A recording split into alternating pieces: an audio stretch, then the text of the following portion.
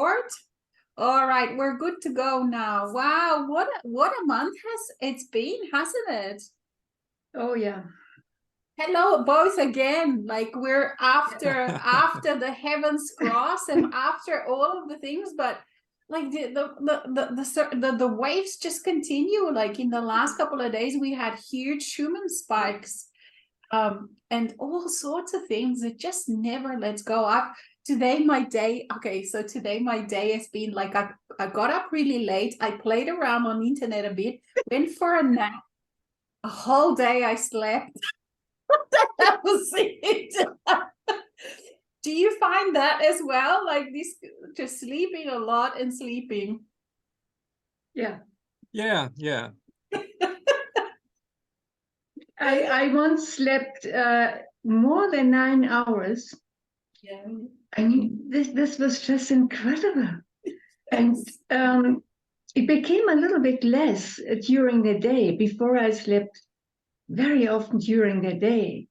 And I realized now that I probably have been one of these realm workers.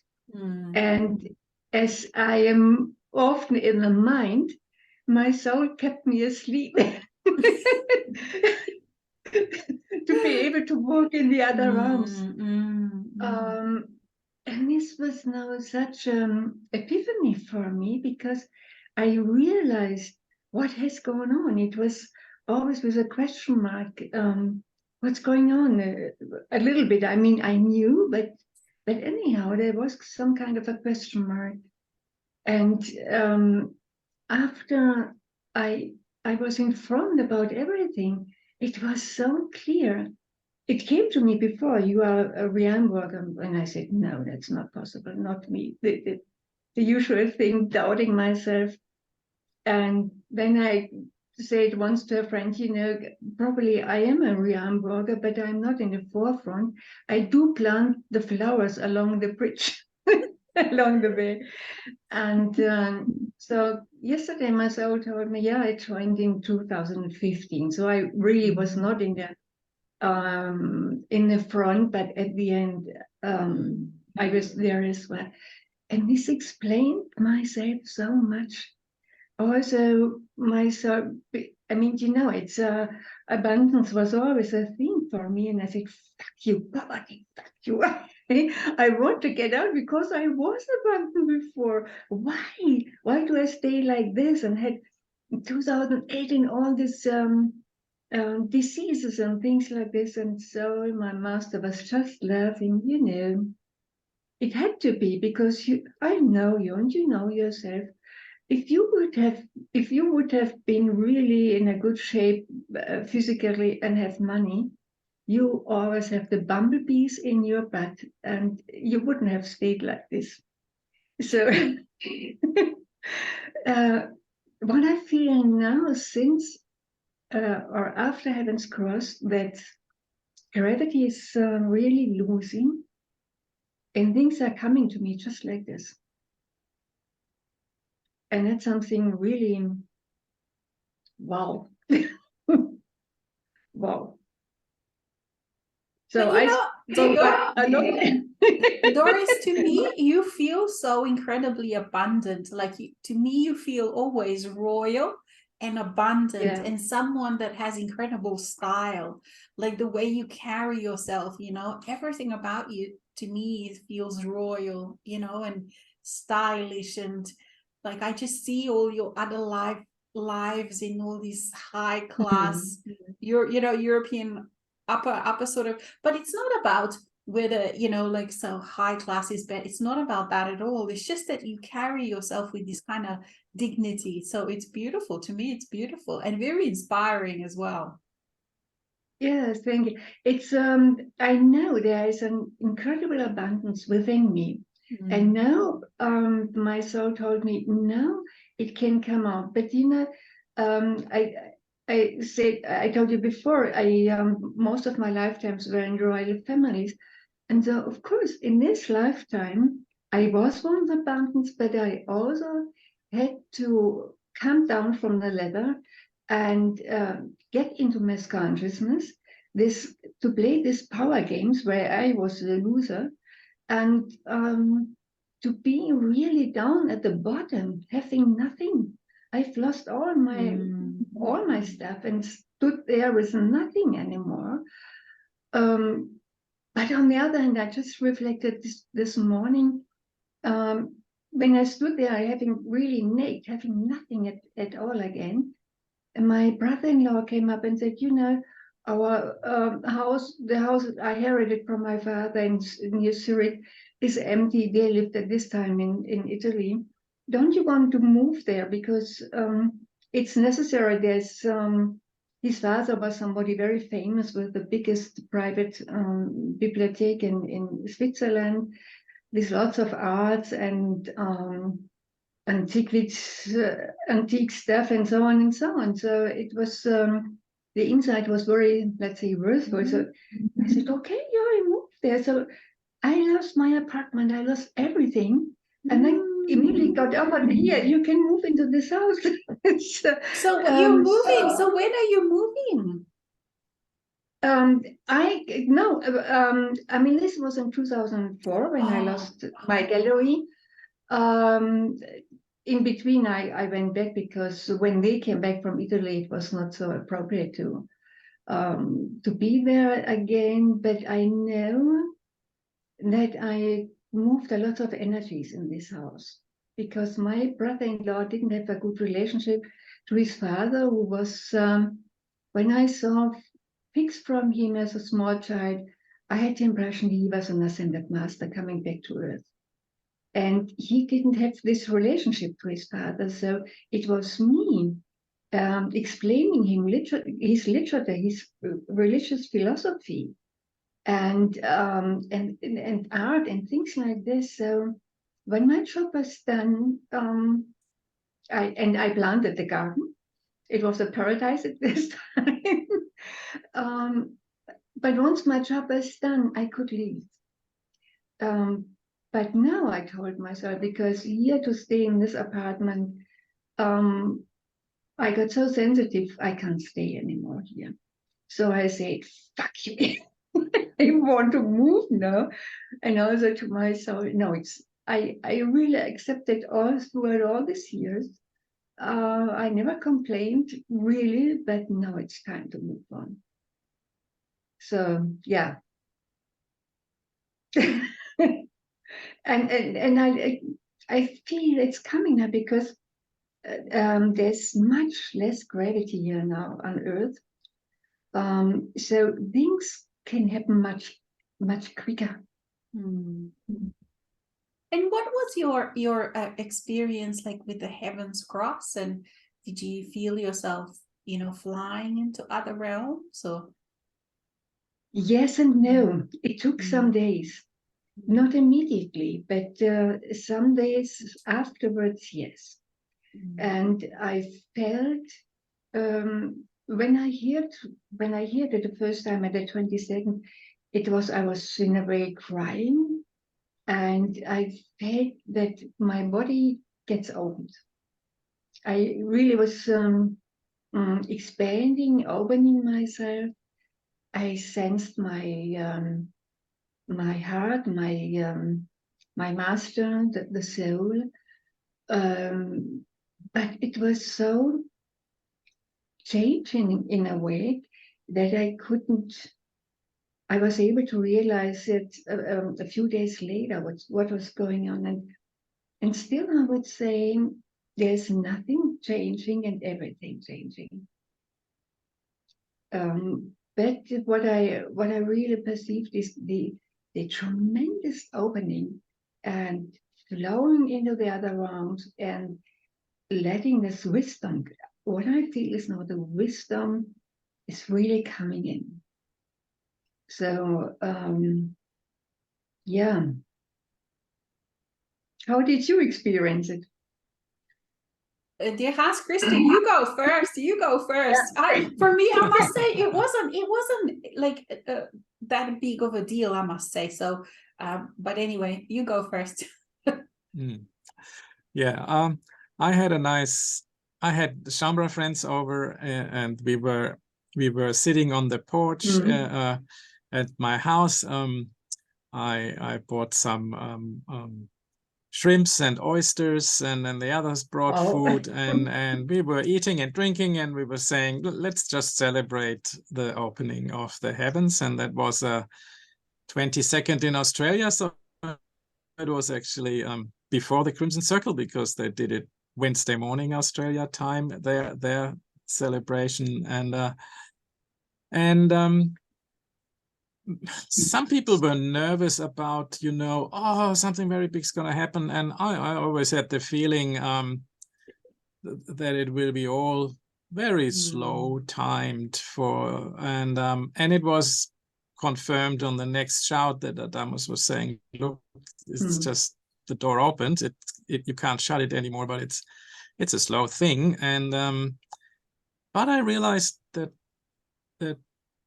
things get kind of easier, what they were saying. I'm playing with Jim Self, and he has some exercises where you try to be at 2 different conscious points at the same time. I always struggled with these things, or going on command into happy and light emotion without reason, just by stepping into that feeling.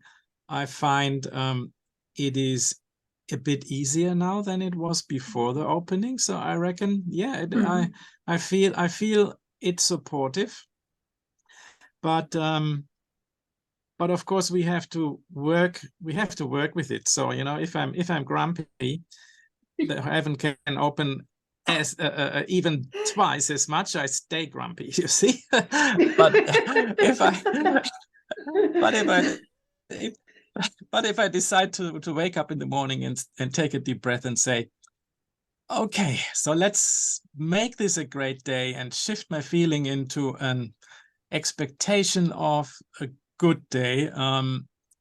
If you do this, I think this opening helps you achieving that. So yeah, and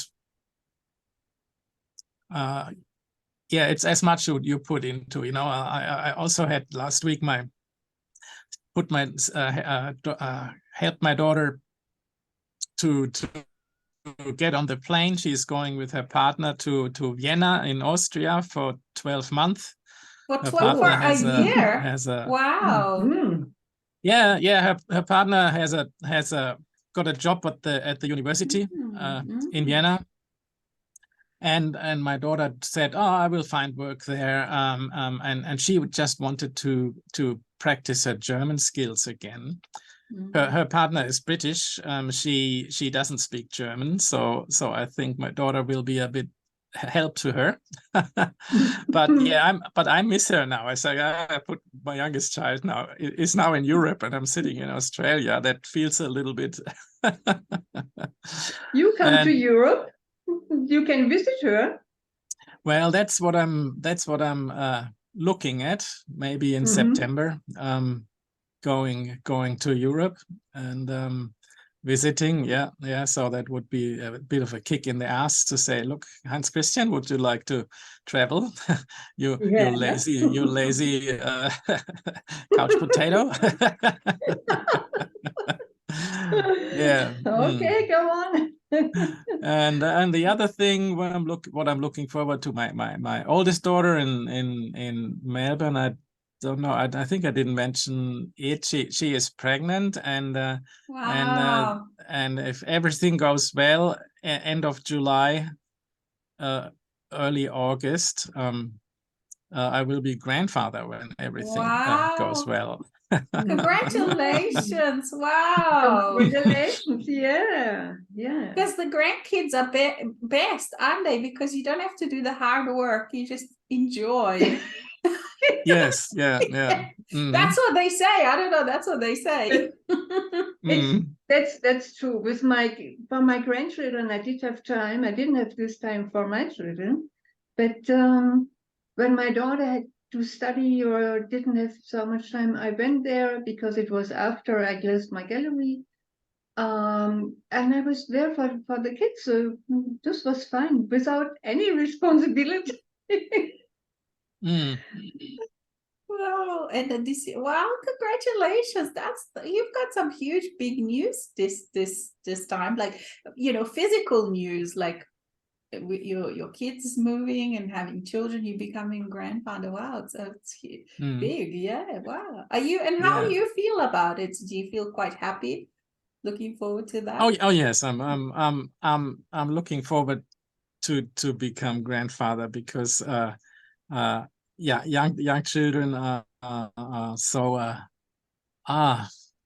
they're so innocent. They're like little stars that fell into this dark realm of Earth,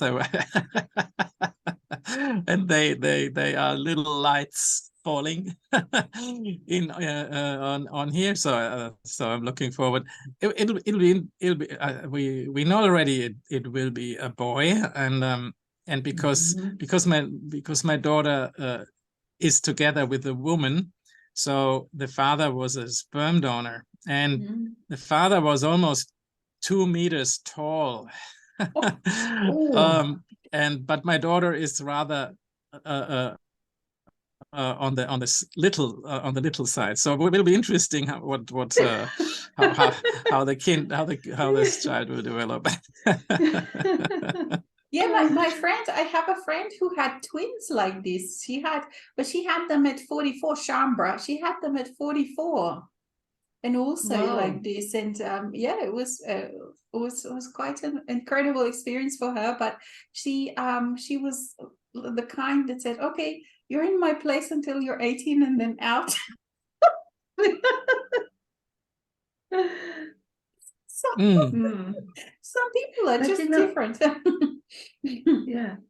What I realized in my family and so on, my oldest daughter became, how do we say, when the grandchild became a child, Urgroßmutter in German, how do you spell it in grandmother. Grandmother, yeah. Yeah. And this young guy, he's so radiating. He came already as a radiating baby onto the world. And what my sister say too, he knows what he wants. He knows what he doesn't want. And I realized it also in the neighborhood and with friends, all those kids coming now to Earth, they are supporting already this master self. And they are really different to us, really different. And this is a great support for the planet, I think. It is. Oh, sorry, you go. Yeah, no, I just said, yeah, it is a blessing for the planet, but also a lot of this light can be overwritten with bad programs in education and upbringing. So so these kids need also support, and maybe a different way to deal with them than what the usual way was. But if they are loving parents, they will do the right thing, I believe. Yeah, me, I've been lately working with such young people as well. Like, some of the people that it's been quite incredible for this year, especially straight away from January. All of a sudden, it's changed because it's like these new waves coming in, and also just immersing into their culture, because I chose not to have kids, so my kind of matrilineal side is finished. So it's quite interesting to sort of feel that, because there are 3 of us, so my sister and my cousin, that are that were the next generation, and it was as a very wounded matrilineal lines, wounded, but all of those old things. And so it kind of was like, okay, all of this stops with us here. All 3 kind of said that, even though the other 2 are not really into this what we're doing so much, but it was still that kind of a feeling. And so for me it's more like, okay, so now it's interesting to sort of interact with the young children that are not mine, and it's kind of like very I'm enjoying it a lot, because it's like you said, it's such a different kind of feeling. But also, like, at at that job where I'm working, like you said, Hans Christian, they have a lot of issues, because a lot of the suicidal attempts, and oh gosh, because they just can't fit into this society. This society is just so alien to them, and some of them will even say, like, oh my gosh, this is hell, because it took for us to go through such journey to realize, wow, the 3D matrix, or the way the society works, really is hell, to actually admit it, to see it, to open eyes and to admit it. For me, it was really hard. That was quite a hard time when I was able to really see just the ugliness of the energy feeding, and how, all of the suppression, and how people are kind of made just to serve, I don't know, the money, or whatever it is, that, like, this not being connected to self. And we really couldn't be made any more ugly, almost, like when you really realize what's going on, like what you said, Hans Christian, how things are suppressed, and the young people, they see it straight away. But at the same time, they have so many opportunities that that we've kind of created. And this is what, for me, it feels really good, that like, if I remember how when I was born, it was communism, it was still that's oh my gosh, the Catholic-y, that whole suppressed culturally,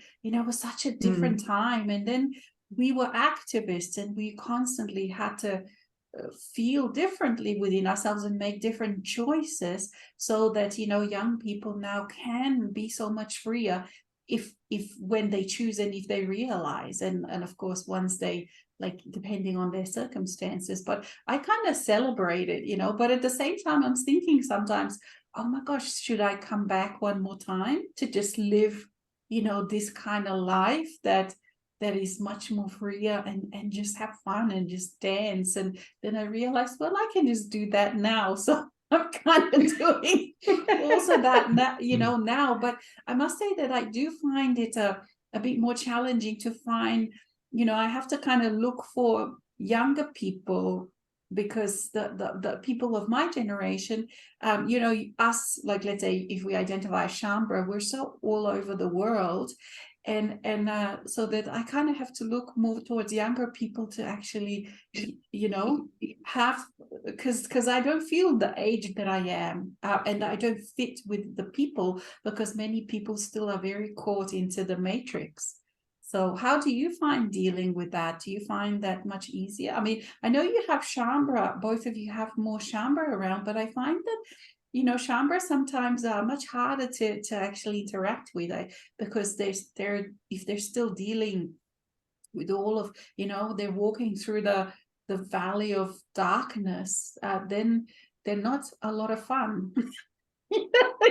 Which of course it wasn't, like, for me too. Like, if you look at let's say 8 years ago, oh my gosh, I mean, it's you go through such depth of all of your shadow work and stuff. So and it's kind of like, almost, I call it somehow, like, I call it, we are not in this group here. Like, I'm so often, I feel so how can I say, grateful for our group, because to me, it feels like we're light, we're open, we discuss all sorts of different things. But there are a lot of Shaumbra that are very stuck with their with their hard and also, it's kind of almost like, how you have political correctness, and then you have I don't know what other spiritual correctness that Adamus talks about, and I say there's also the Shaumbra correctness, like there really is that kind of Adamus said this, Adamus said that, and oh yeah, when will Adamus bring this out so we can do this? And it's like, hang on a minute, you're a master, you can do this anytime. That's a whole, you don't have to wait for some, and it takes a while for a person, and some actually never do step out of that. And it's also just to realizing that looking at all of the things the way they are, and then making a choice. And I find that I almost find it much easier to play with people that are not so much into the spirituality, but maybe more on the lighter side, or not even awakened, because a lot of non-awakened people are actually just quite happy, living quite happy lives, you know, because until they see it, they're just satisfied with what they're doing and not complain a bit, but you can have a lot of fun with them. So for me, this whole coming out of this realm work or whatever it was, it kind of, I'm kind of now realizing, well, I don't even, you know, being a lifetime of advocate of all of these, working out all these ways out of healing, you know, the pain, the stepping out of suffering, all of this. Now it's, for me, it's like, okay, all of that is done. Now I don't even have to be in spiritual circles, any so-called spiritual circles, in any, I can just go out and have fun and just enjoy my life. So that's kind of what feels for me the most out of this Heaven's Cross. I realized that, you know, like that, not carrying any, that responsibility that we had carrying for the whole humanity, that's kind of finally really gone off. And now it's just like, I can just enjoy my life. And I'm just really looking forward to all of the different things that will happen, because even in the last few months, like the people that I meet and I don't know, I just keep dancing and enjoying music and playing with, you know, the musicians and artists and just having fun and sleeping. That's it.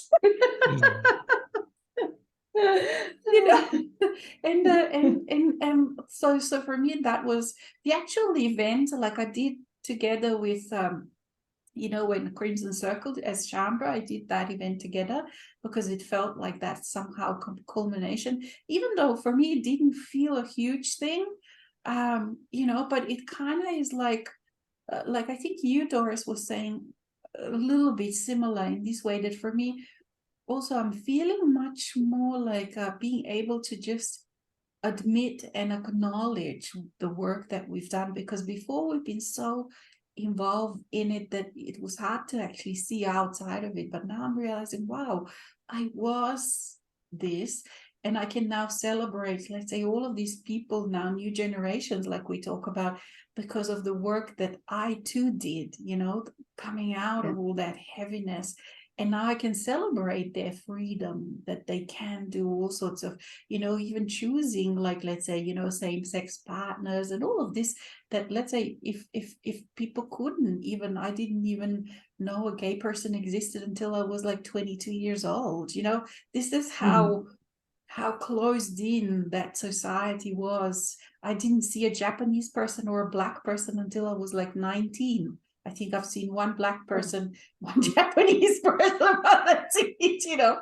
So it's kind of such a huge difference, and now it's just this kind of incredible freedom to just play. So for me, I'm now, you know, like after being single for quite a while, I'm playing with relationships and all sorts of these kind of things that before I just didn't have energy for. Just these human things, you know, because my energy was just so, I was so focused on healing, ending suffering, you know, freedom, sovereignty, allowing the embodiment. And now it's kind of like, okay, now it's just this whole world out there. So how am I going to play? And this playing now, it kind of feels like just almost going back to being that innocent, non-awakened kind of person, you know, because it's kind of like I don't have to behave like anything, you know, a master, and like this being a master, or how does a master behave? It's only important.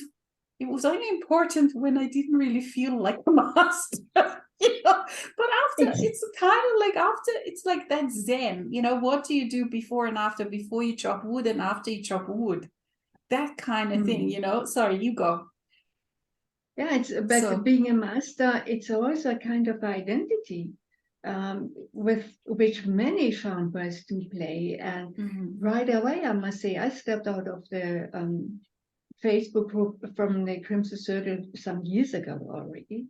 And then I was very much related to Lauren Hutton. She was running a group. I was involved in there for some time, then the breathing with Tanya, but this was always on a really different level. There was not this, oh, I'm this, things like this. It was just coming together. And right now, I'm still in a very small group with Esther Uanlis. I don't know if you know him. But I felt it's time now just to step out, because it's sometimes with him, he was very protective for me for some months regarding what's coming from inside, what's outside, but it's very theoretical. And so I just decided now it's we are only 5 in this group, very intense, but I don't want this kind of theories anymore. And so it's only Tom Lemont, with whom I do have contact. We found 3. We were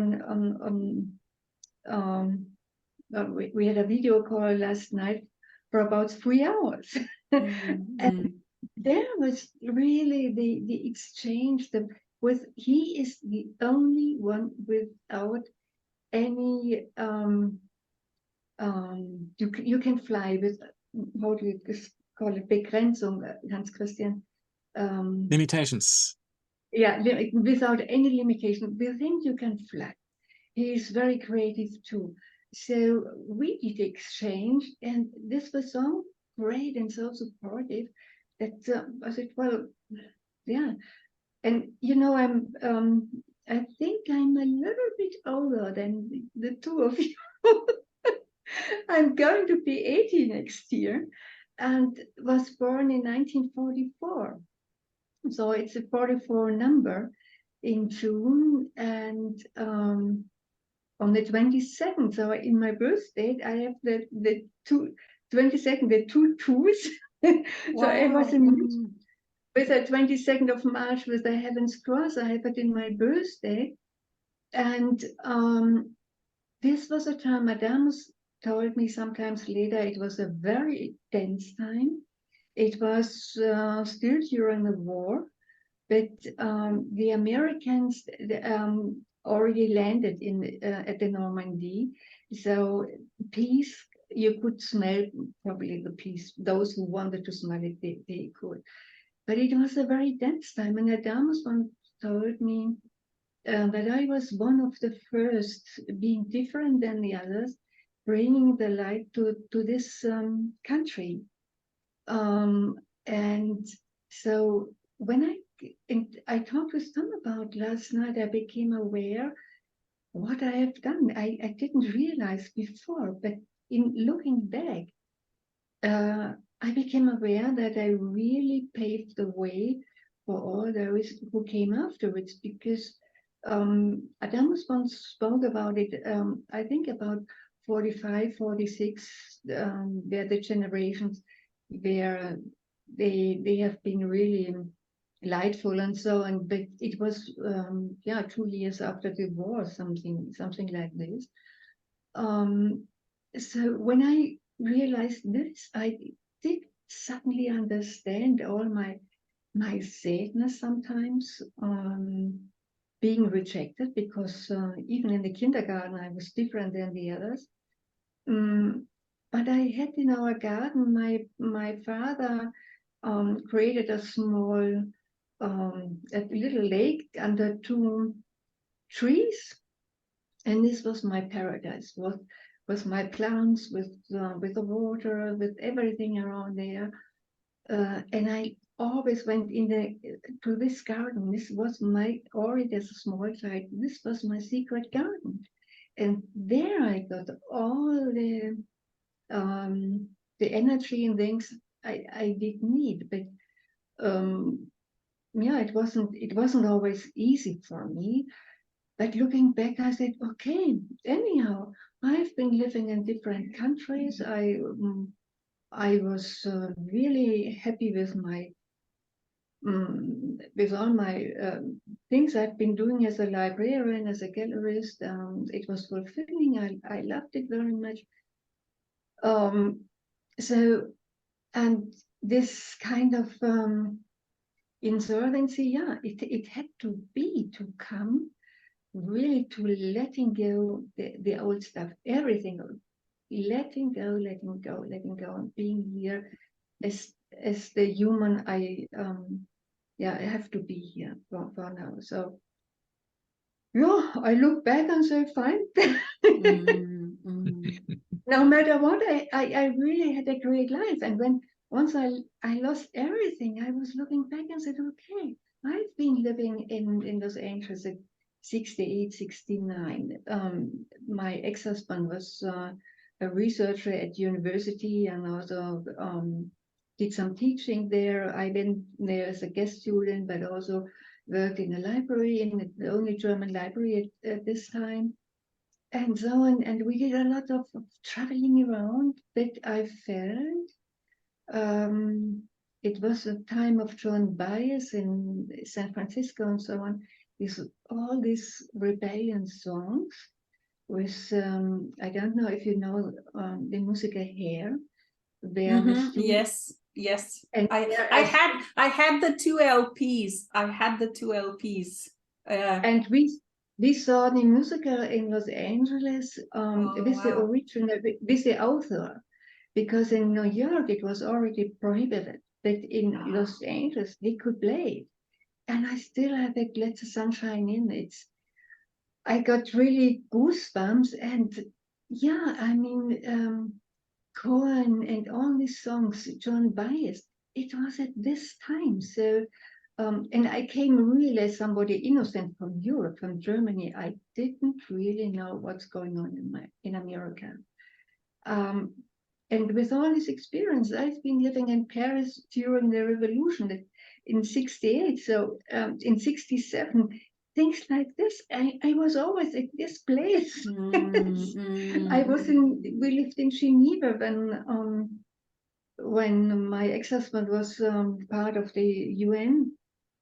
And we lived there when Golda Meir visited the UN. And for the first time since my childhood, I saw military with all their military stuff, Panzer and how do you call Panzer? Tanks. Tanks, yeah. Tanks. I know I came back from the genealogist because my daughter was born right afterwards. And I got frozen. I saw suddenly the tanks in the roads and things like this. I had experience at the UN when there were conferences, what's going on with East and with the West, and I did meet all these people. So looking back, I could say, in a way, my life was rich. Even afterwards, I lost everything, but there is a kind of richness anyhow there.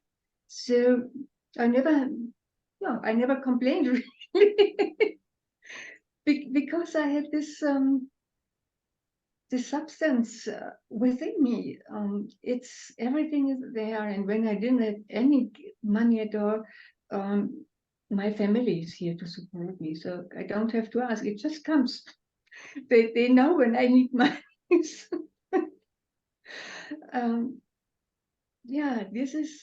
What a life. I mean, like when you really, and this is, we haven't really celebrated this, have we? We haven't celebrated this kind of, what we haven't allowed ourselves until it was done. That's kind of what I felt, this Heaven's Cross, even more than, not even more, because we've done the work, like we feel ourselves. There's a lot of people that don't feel ourselves.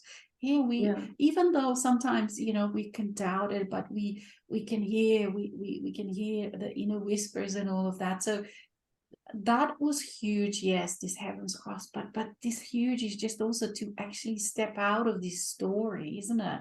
And to actually be able to celebrate and to see just what all of the stuff, what has happened, what we've, like, I mean, the things that you talk about. Wow. I mean, when is the book coming out? That's what I'm wondering, like, honestly, Doris, when is the book coming out? Some friends ask me already, because I'm somebody, I have lived in different countries. I brought all this experience throughout. I mean, I was once also belonged to the 68, really fighting. And I must also say, when I was a small child, I deeply felt within me, no more war, no more war. It's done with war. I've seen in our part of Germany, I was brought up near Stuttgart in the southern part of Germany. We had the Americans as occupation, and this was great. I mean, if you look at so much with Berlin with the Russians, it was not so nice. But we had the Americans, and I saw as a small child black people out from the tanks. They were throwing. They loved us children. We were standing there at the road, cutting bananas and oranges. We never saw fruits like this before. And well, that's the same like we had when I was growing up. When that's what Santa Claus brought was oranges. You know, that was really? like yeah. That was like such a big thing, you know, at that time. Yeah. And walnuts. Yeah, walnuts. Yeah. Those things are huge. Yeah. And you know, just with Santa Claus, I had one experience in the kindergarten.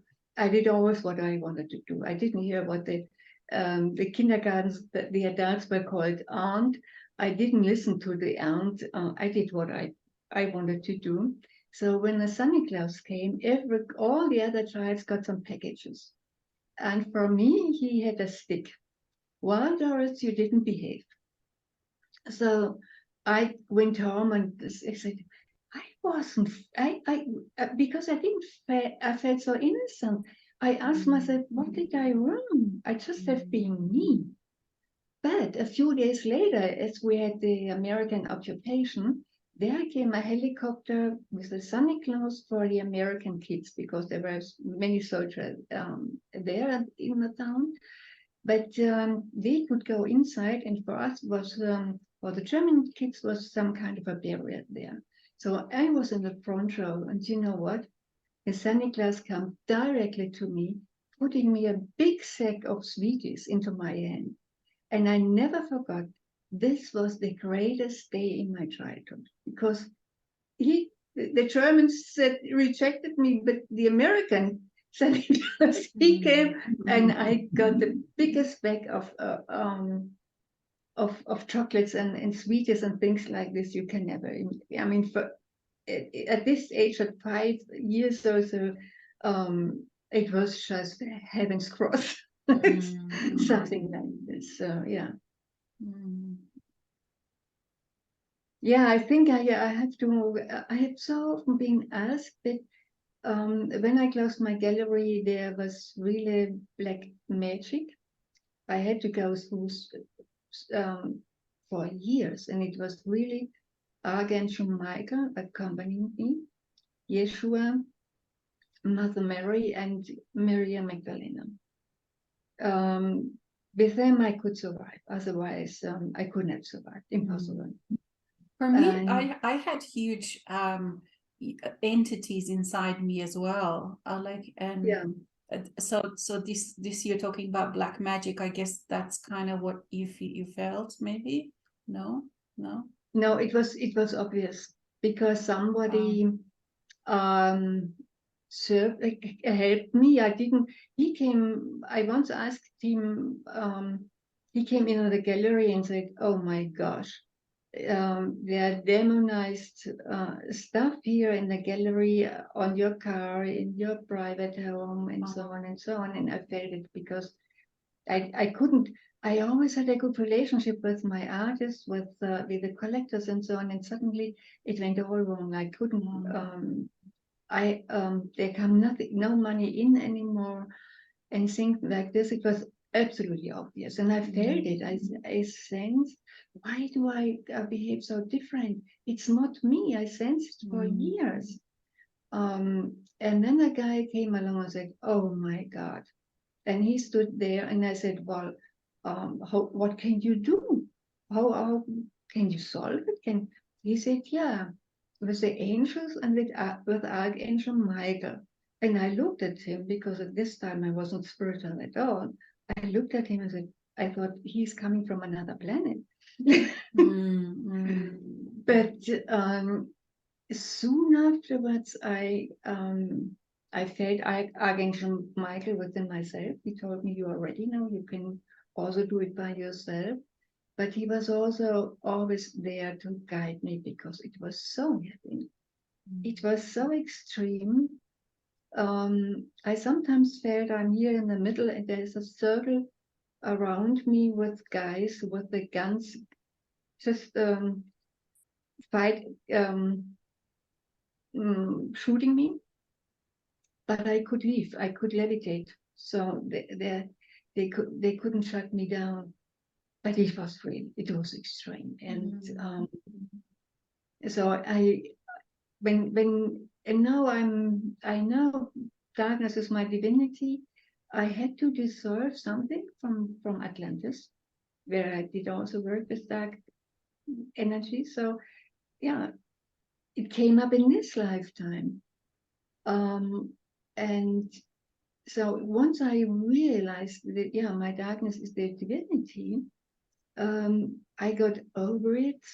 I know it's really profound for me, very, very deep insight. But this was the reason I couldn't write before. I didn't want to bring the victimness into a book like this. And I said to her, Frank, once I can laugh about it, then I start to write. Because our perspective changes so much, and now, like the picture, how we understand the past is so different, because we're standing in a very different space and looking kind of back or feeling back. But all of those other times in life, you could, me too, I could have just written like this poor me victim. But now it's more now it's just a big adventure, some good, some bad, some all sorts of things, rather than like it's got all flavors. So, but it's interesting how you said, for me, when I left what was at that time Yugoslavia, and I left just before that independence, and the wall fell down. Yeah, and the funny thing is, because in Slovenia was the first one that let go of communism and wanted to be independent, and that was such a huge thing, because I mean, like when you both remember what it was like in Europe, like that Cold War was like that wall is never gonna fall, and then of course all of a sudden these cracks appeared all over the place. But for me, even like, because we didn't have internet, like, as you know what it used to be like, and there was no spirituality, no nothing, you couldn't even read about Buddhism if you wanted to. That's how it was all. And yet, like you, I felt, wow, I never want to be in a war again. I never want to kill anyone. That was so strong in me. And it was also one of the reasons why I left that place, because even though it felt like there will never be war in Europe, that's what it was like before the Balkan Wars. This is what I grew up with. There will never again be a war in Europe. But somehow I kind of knew that, there was time to leave. But I didn't also leave because of that. I went because I had to go in for adventure and to do an awakening and all of that, so what was so many reasons. But that was one of, I just felt this. I do not want me ever. And I also was one of the reasons why I didn't want children, because I kind of said, no, I am not going to be a mother, and then some twat in power is going to decide, if it's a boy, it's going to go to war on my behalf. So these are the reasons why at that time I felt, well, no, I'm not going to ever, or a woman that would perhaps, when the armies come, be raped and also have to carry children again for someone else's purpose. So I don't know how I was able to see that, but I did, because these kind of thoughts weren't even allowed at that time. And I think this is what all of our seeds that we carried, and this is what broke through all of that. Because another thing that I also thought, so it was such a strong feeling, and I thought, wow, where am I getting this feeling? It's like, wow, so my job here in Yugoslavia is done, because the ball is rolling and it's now unstoppable. And a couple of months later, when I was in London, the wall fell, you know, and all of that. Even though we weren't on the Russian side, we were an independent, but still, just that spring happened, you know, in all of these countries. And I think it was us that carried that light, and we didn't even kind of know it, but it was just this feeling for me, always this feeling of freedom. I want to be free. I don't want to see this kind of borders.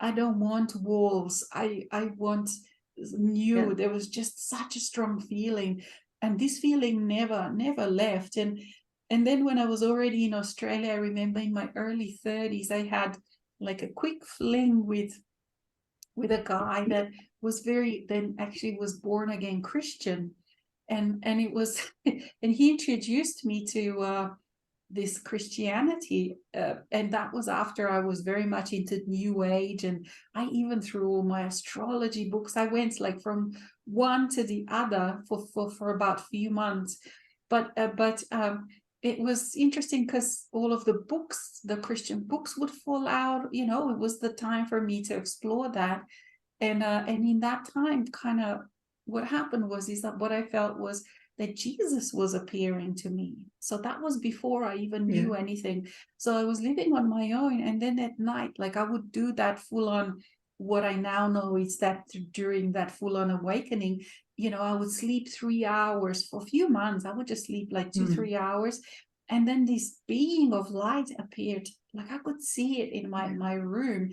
And that's when all of these entities were escaping out of my body. And whenever that entity, it was like not vampire, like energetic leeches, and I know that Adamus also talks about that, but at that time I didn't know anything. I just it was just when an entity would leave, just because the presence of this, what I thought was Jesus Christ, because I didn't know who else would it be, you know. But now I know it's my future me coming. But at that time I thought, I was like, oh shit, yes, I was on my knees and begged, oh Jesus, you know. And I was like, oh shit, I have to go to church, like maybe, you know. Oh my God, it was because there was no one to ask, and there was all these experiences, and you know, like, what do I do with this? So I did go to church for a while and really believed, like, fuck, God is true. Well, God is real. It was really when it hit me, you know. Anyway, but it was these entities were leaving, and I knew when as each one was leaving, I kind of knew when it actually got sucked in, and it was all of that. When I had an emotional trauma as a child, my energy opened and this entity would suck itself in, and it was feeding on the energy, and it would then just keep like, it would keep me in such dark place, like emotionally, that dark depression and pain and suffering, you know. And then I was wondering, like, why can't I step out of that? And it was because that present, you know, like you experience emotional trauma, you're open energetically, and they suck in, and then they also then keep you in that place, you know, stuck in that. But then when this being of light, you as a future self, appears, it's just the presence of light that they couldn't stand. Yes. So nothing had to be done.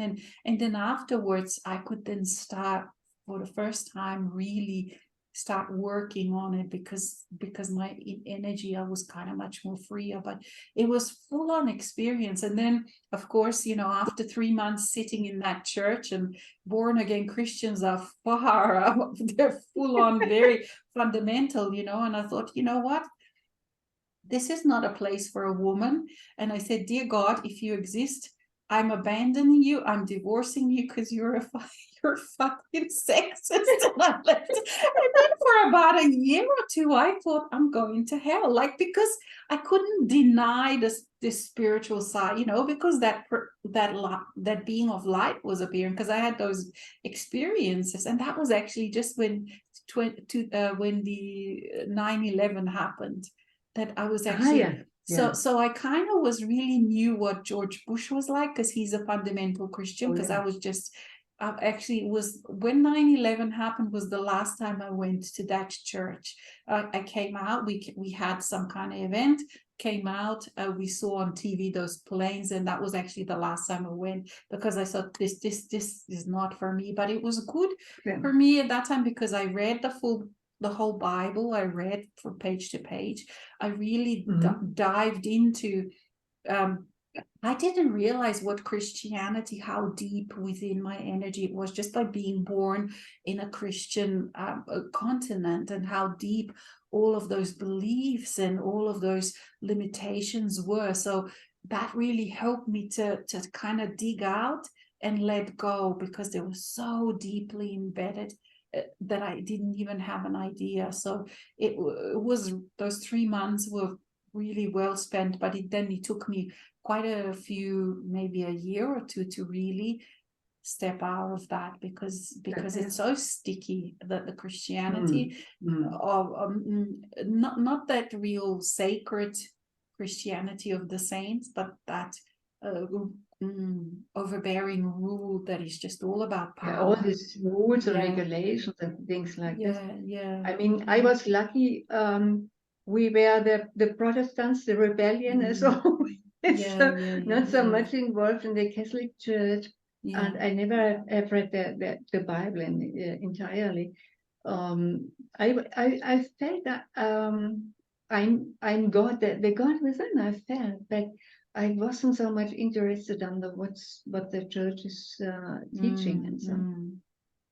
For me, then I went to really explore like further, you know, the whole Samaria, or the Anunnaki, the alien, and all of that, like Gilgamesh, all that history. And because we were part of it, and like you said, you were in Atlantis, I was very much part of that whole. And as you know, Archangel Michael is all through these kind of things, and I had to really come to a different kind of understanding and find bits and pieces of me within all of these ancient stories. And I know I even studied like the cuneiform, you know, that tablet writing, so that I could actually go the furthest text of the biblical text and all of these different texts, even if they're not in the Bible, because if you go to the original text rather than translation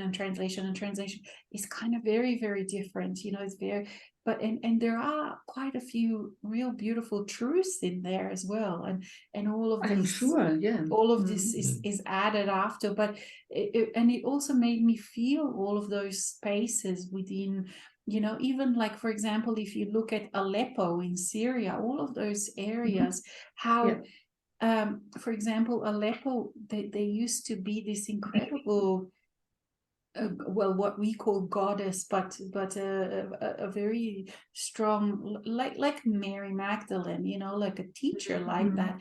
And they even, and especially feminine presence there. And the river that goes through Aleppo used to be, you know, Isis. And what happened was, I could see then, what happened was, it's kind of like in those kind of really strong feminine spaces, and when I say feminine, I mean for each one that has this feminine presence inside of us, not just women, you know, but that those spaces were, that's where the worst wars happens. And so even with the ISIS, then what happened was, is like, for example, let's say if you put ISIS in Google or in Aleppo, what you come up is this horrible war. So you have to really dig deep to find the real ISIS, you know, that feminine. It's kind of like this 3D matrix. Every time there is this kind of strong presence of the real purity, whether masculine or feminine, something happens. They know exactly, I mean, this day, but this 3D matrix knows exactly where to make a mess, so that a person, you know, even if someone just casually looks at something, you really actually look at the dirt first. So you have to really dig deep and deep and deep through layers and layers before you kind of come to that pure, you know, pure gold. And but it's a fascinating like journey too for me. Like for me, it was really fascinating. I kind of know a lot about that whole, you know, and how people see and how people perceive archaeology. And so like everything, it's got a lot of layers. But gee, that, you know, that rabbit hole is so deep, you know, in everything you look at is so deep, rabbit hole. But it is now the truth coming out. I mean, the truth, not the truth. Well, yes, the truth, but it's more like the freedom, the purity of spirit is kind of now accessible in all sorts of ways, because people are talking about it. They see underneath it, you know, like you can see these kind of glimpses and diamonds, like all over the YouTube, the everywhere, not in mass media news, but and elsewhere. Sorry, Hans Christian, you got the stage now. We Doris and I have been talking. Memory lane. Memory lane. Yeah, I was not educated in the Christian sense, because my father was from the Protestant line, my mother from the Catholic line. They both left church because they didn't find the church representing and them what they feel, and they said all our children, and we were 5, can decide when they're 18. Wow. And so I was so I did. My father had a lot of books about Buddhism, even about enlightenment in India. There was a guy called Paul Brunton, a British guy who got enlightened in India and was writing a book how that feels, and that was very complicated. I did read that book before I was 18, basically. So I had a lot of things, different things. So even when I was 12 years old, the whole family believed in reincarnation, you know, which is not a Christian thing, you know. You lived in this progressive family. Well, it also had some not so good spots, but all in all, I lived a very protected and very great life, and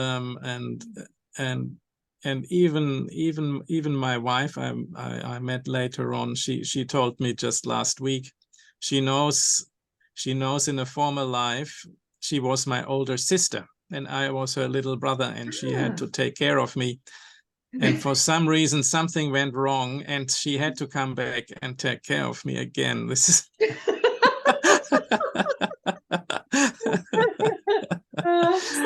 So now she's bringing even her past lives into when you guys have maybe arguments. No, they're not visible. They're not visible kidding. for in front of our eyes. But I have just 2 weeks ago, I was participating in a conference call with Robert Theis, and his call was called Ask Michael, and there were 5 people in that panel. And when I talked to Michael, he was saying, "Oh, you are still here. That's." And then he also said, "You're doing it the hard way. There are a lot of things you could just put in a trash can and be done with it." And I said, "Yeah, well, yeah, I need some help here." And then he said, "Okay, I will put some etherical rubber gloves on, and I'm going through your trash. Your soul will also do this." And yeah, I'm aware I have still some aspects that are hypercritical about the things that I have not done in my life, or I have done in my life. Even so, most of it is very, very nice, but there is some aspect that actually says, no, that is so annoying that I sometimes think, okay, I have to come back for another lifetime and do a few things I haven't done this life. But on the other hand, that's just this aspect, and that's a little bit in an obstacle to go into well-being, joy, and happiness, but I'm also working on that, and I realize it's also working when you just try this out. But yeah, but I'm aware, because you were talking all about some dark aspects in the life, I think there are some that really need to be kicked out, and that have had a seat in my energy field for quite a while. So yeah, that came up.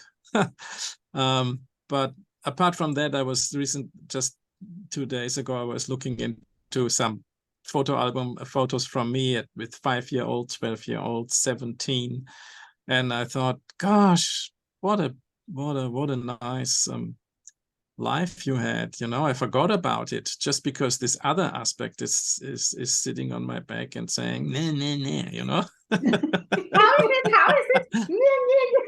Kicking him out. You do that so well.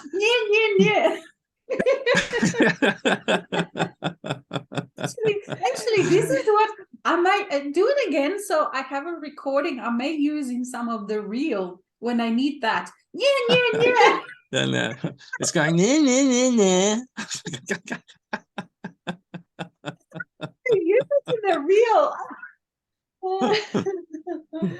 Do it again. Nah.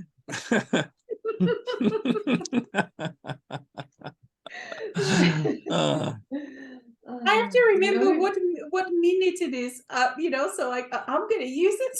Or if it hasn't recorded well, I'm gonna send you a message and you can send it. Okay, I have to record a 10-second sequence and send it. Just the sound, Send just the it to sound, you. just the sound. Yeah. Oh gosh. Yeah.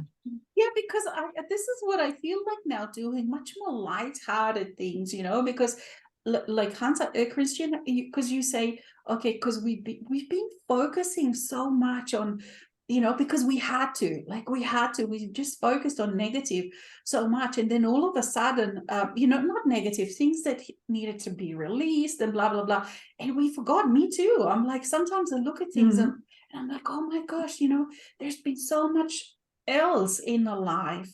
So it's like, how can you say that, oh, this was a hard life, when there was just so much of other stuff in it, that but we didn't have to focus on it, because that was already okay, was already good. That's how I've realized about this, like you, Hans Christian. I too have sometimes go through the pictures and or just to feel different, and like you, Doris, also the book, if I wrote it 5 years ago, 2 years ago, 3 years ago, it would be very, very different.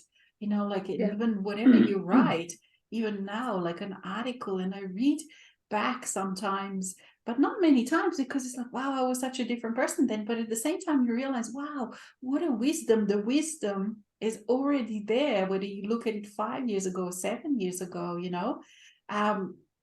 there's like, was this me that wrote this? Where did I get this? Do you feel like that sometimes as well? Yeah. I used to write when I was young, my time as a librarian. I wrote letters with my friends and so on and so on. We knew us from the librarian school in Cologne, but then we lived in all parts of Germany. So yeah, I mean, at this time there was no internet, nothing like this. We did write, and this sometimes later, some years ago, I did find some of this letter again, but they were in a cellar, and I had to throw them again because they were smelling and things like this. And then I realized, oh gosh, how deep we went with 18 years, with 19 and so on. How deep philosophically we went. We were all very much engaged in theater and reading and in music and so on. And this was also, I found, it did support me very much. But then came a time because of the arrogance of my ex-husband, I felt, no, I'm not good enough anymore to write.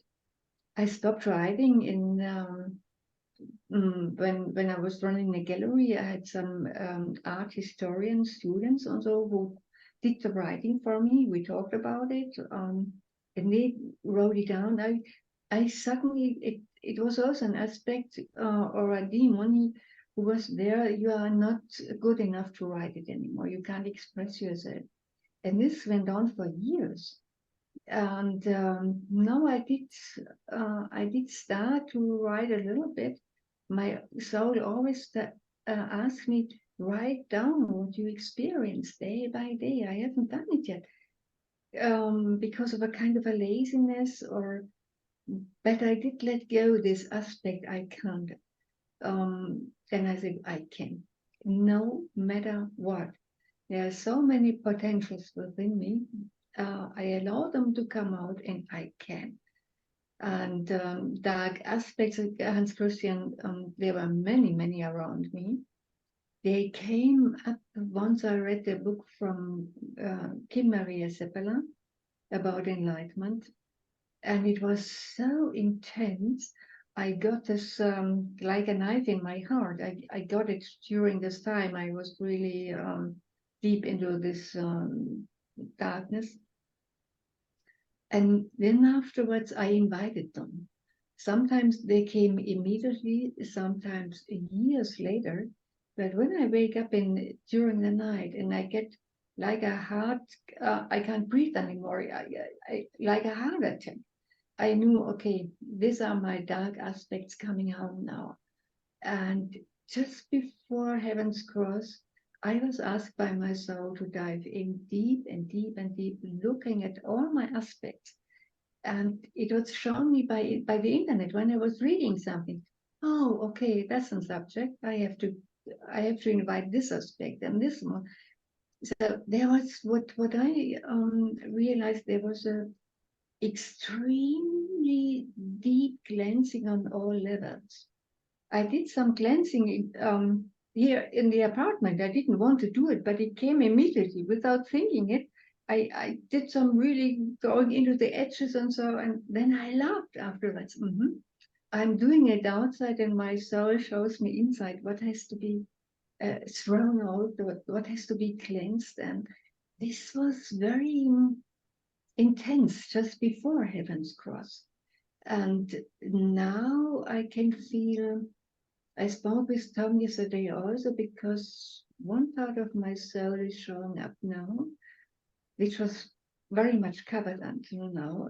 And he mentioned, it couldn't be there before because the chunk has to be thrown out. Your soul has to be really, in a way, free.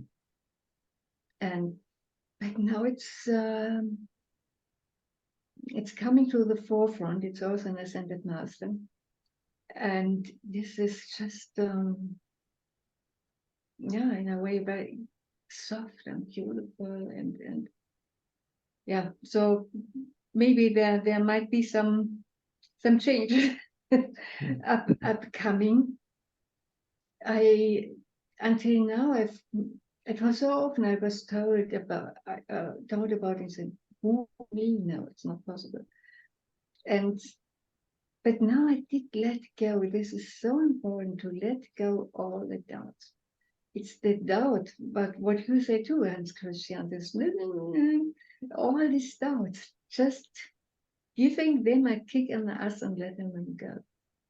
I think this is the most important thing now for living after Heaven's Cross, because if you bring all this stuff into Heaven's Cross, it will even be more worse than before, because there is this light, and it's going to be more, there will be more strength on it. So just, kick, go in a football. Have a kick. Think the footballer are your aspects, and you just kick or go boxing, things like this, and and do and then like a rapper. There were just two memories coming up while we were talking. My experiences with evil spirits.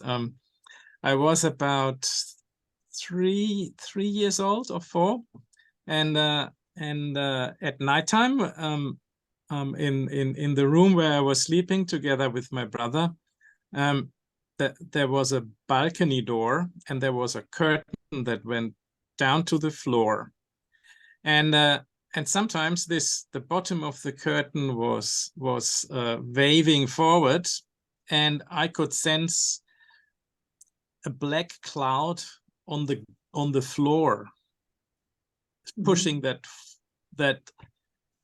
curtain forward, and I sensed it was evil. And so I was getting up and I was calling my parents, and my mother came in, and I gave it a name. I called it Das Nummer. It means nothing, really. And I said, Mom, Das Nummer is here again. It's there. And my mom said, there's nothing. She couldn't see anything. And I think I saw it for quite a while, but then it disappeared, or maybe I shut down my sensitivity. I don't know. It didn't harm me, but it was a repetitive thing coming into my bedroom. But then suddenly it was gone, and then I had a different thing when I was about 14 years old. I was lying in bed, and suddenly I wake up at night, and I'm petrified. I'm awake but can't move, and I sense something from the direction of my head is coming, something evil, coming slowly closer, closer, closer. And I knew if I get to the light switch, then I could break this, but I was petrified. I could not move. And the only thing that helped me to break that was, it was during the school holidays, and on the last school day, there was one classmate, a girl in my class. I waved her goodbye before the school holidays, because we will see again after the holidays, and she just smiled at me, and I brought this smile back into my memory, just this smile of this girl, and that broke this petrification. I could switch the light on, and then evil spirit was gone. But that happened only once. But these were the two experiences I had with kind of dark outside influences, I'd say. But there definitely were, because the energies, because you even feel it if you go to different spaces. Like, for example, let's say if you go to Middle East at the moment, you feel that unsafety. That definitely are outside these forces. Like, for example, the 20, 30 years ago, 40, the energies were so harsh and hard, and we often were attacked, and you can see it in the previous generations of light workers there, the toll it took on their bodies and the marriages and a family life. And it was just because there was such a clash and backlash of all of these energies and the near earth realms and stuff. So these things are very real, and I know that a lot of people don't want to mention it because they don't want to sort of scare people and stuff, but they're very real. Not anymore. Like, for me, I don't experience them anymore. Once you sort of have that the percentage of a certain presence of self, of soul, of self-love, then they're just completely powerless. But before that, and like you, Hans Christian, I had a very similar experience in this way, that one time I didn't even know I was so depressed. And then one time, one of the I don't know, this lady that works in a healing, she was my neighbor, that works like with homeopathy or something. She just brought me some pills, some kind of Chinese or some kind of homeopathic medicine pills, and I took, I think, only two days, one a day. And all of a sudden, I could remember feeling happy, but I didn't realize, I forgot how it felt happy. And it was kind of like that sort of completely not transformed me, but all of a sudden, I stepped out of that dark, depressed state, because I forgot that I forgot what it felt like to be happy. And like you said, the smile, that was enough. It's just feeling that is that it can, it's quite incredible. And then with these times now, like Doris, that you said, yes, huge releases and going so deep before the heavens cross. And like you said, yes, now it is, for me, I feel that too, that I really have to keep stepping into, like, what do I want to experience now? How do I want to perceive myself? How do I want to feel? And the really full-on thing that I've also been experiencing is just these vestiges of feeling there is something wrong with me, you know, because we were such outsiders and we were not fitting into anything. And whatever it was, like the status quo, whether that's people, the cultures, everything was kind of against us, because we are the culture breakers, pattern breakers. All of these old tradition breakers. I don't know how we even survived, but we did.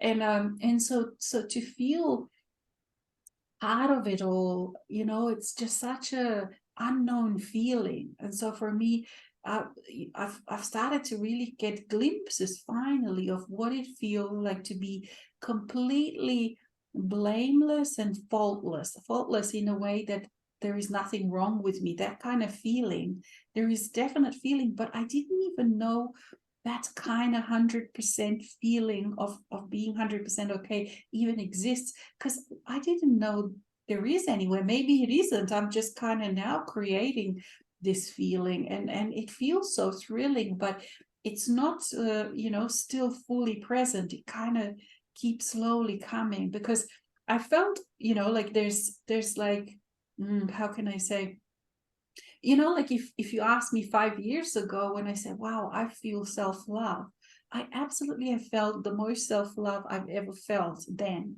up to then.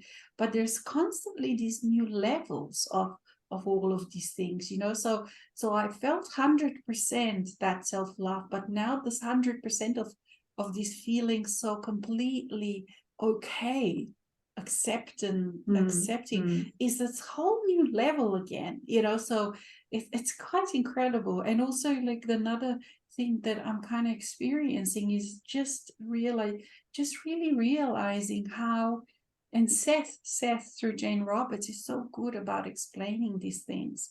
I resonate with Seth probably the most of all, like more than Adamus, more than, because I've started it when I was 20, so the way he speaks, I understand that very, like, that language, because I've been with it for so long. But it's just that, realizing that our job is really, as as a part of a soul, the job of me as a human, or whatever, this identity that I have as part of a soul, is to explore all the different nuances of feeling. This is becoming now so much more apparent, because all of that other job of clearing is now done. So it's like, okay, so what is now? So if we call about work or job, this is it, is to explore the feeling, because it's the feeling that is actually multidimensional. It's through this feeling that I access all these different dimensions, not only access but create them. So however I feel, and all of the different not sensuality, but flavors of feelings, they keep opening all these spaces within me. And at times, like, I, as a human, I find that very unpleasant, because it's not pleasant always to feel. It's not pleasant to feel. But now that we are so open, this really we're opening to, is this feeling, to become very, very much a feeling person. Or whether we were before or whatever, this is now a whole new level. But just to feel all these different dimensions, because you can't really perceive them any other way but through the feeling, because feeling encompasses those senses, the angelic sense. I think Adamus calls them angelic senses, and is through these that I create new worlds but what is a new world really? It's just a feeling. It's not just a feeling, but let's say, what we call potentials. It's really a dimension. Perspective. Yeah, potential or aspect, or what, all of these are just different dimensions. And this is becoming much more clear. All of these kind of inner world. Sorry, I've got a mosquito here. Inner world is becoming much more clear how it all works, and how I travel within it, and this ability then to step from one into the other. That Michael through Robert Tice teaches so well. All of this. This is where I came across this really when I started working with him. Like I stepped from this feeling into that, to become really good at that. How I sort of take on this whole new feeling of, and that's what you actually do. You step into another dimension. So it's not just that, okay, I'm stepping from one aspect to another. You're actually in a very different dimension. And when you are that feeling, and feeling is so rich, it has structures in it. It's kind of like a hologram, and then that hologram then patterns the energy that then creates the physicality. It's so multi-layered and rich and deep. So these kind of it's hard to even talk about because I don't have the words, but these kind of feelings are becoming much more apparent to me, and how that all that works. Doris, you're sort of nodding. You kind of you can very sense deeply that as well. Yeah, very deeply. Since Heaven's Cross, it started before, but since Heaven's Cross, I feel an innate joy within me. When I wake up in the morning, there is joy. And I have been talking about Fiji, and Fiji is still there. I once watched a different small video, and I hear the Polynesian song from the speaker, very beautiful short video, and I started to cry. And I have this deep knowingness, it is within me. It was waiting also for Heaven's Cross to come out, but my soul, and it was not from the mind. Twice my soul showed me two places in Switzerland. One at the Lago Maggiore, Ascona. I don't know if you know it, where it's in the Italian part of Switzerland. Ascona is the most beautiful place. I've been many times there decades ago. I love it very much. And last time I've been there, I made a picture when I went up. Ascona has the Monte Verita, and about 1900, the first people stepping out of society, even if there were artists, there were royals, people like this stepping out of everything of society, living there, dancing naked and things like this. I mean, the society was shocked about this time. They broke down just everything. And this Monte Verita, in Ascona, there's some music about it, some magic. It's now a little bit destroyed because in this area, many rich Russian oligarchs decades ago bought villas and things like this. But nevertheless, last time I've been there in 2017, I went up the stairs to Monte Verita and took a picture down there to Ascona, also into a garden. And suddenly this picture was there in front of my inner sights. 2 days. Then I thought, well, now I Google, I look what kind of homes or villas are available in Ascona, and I found one beautiful one, then I started to live there again, like before. With it's just I couldn't be here within myself in this reality. It was so intense. I was living there. I was breathing. My architect self came out. My garden architect self was really playing around and things like this. Then it was gone. I also thought, okay, I've been living there I let it be quiet, and at the right time, at the appropriate time, it will be there. Then my soul, I didn't look for it, suddenly brought me to the Lake of Lucerne. It's also in Switzerland, at the opposite side from the town Lucerne, directly at the lake. With you have a private access to the lake. There is an old historic building, and the whole environment has about 5,000 or nearly 6,000 square meters with wood, and so on and so on, with 130 meters private access to the sea and boats, houses, things like that. And at first, I didn't like it so much. I felt the environment, the wood, the trees, and things like this, but the house I didn't like so much. It's historic. Maybe you can't change it. Maybe the Swiss are very difficult sometimes. And then suddenly it became more and more. I felt the clarity. I felt the crystalline place. Suddenly, I became aware it's holy. It's kind of theos here on earth, new energy. And then I started to create. And I also was living there for days in such a joy, in such an abundance. It was everything from inside was there. And then I became so aware it's all within me. It's all there. It's only what is missing is the experience to bring it into this life now. And then I became also aware, okay, Switzerland is not bad because part of my family my both sisters have married a Swiss. And as a billionaire, I need the Swiss banks to put all my money there. And but also one came my soul and said, not just to be aware of it, not to create it, things like this.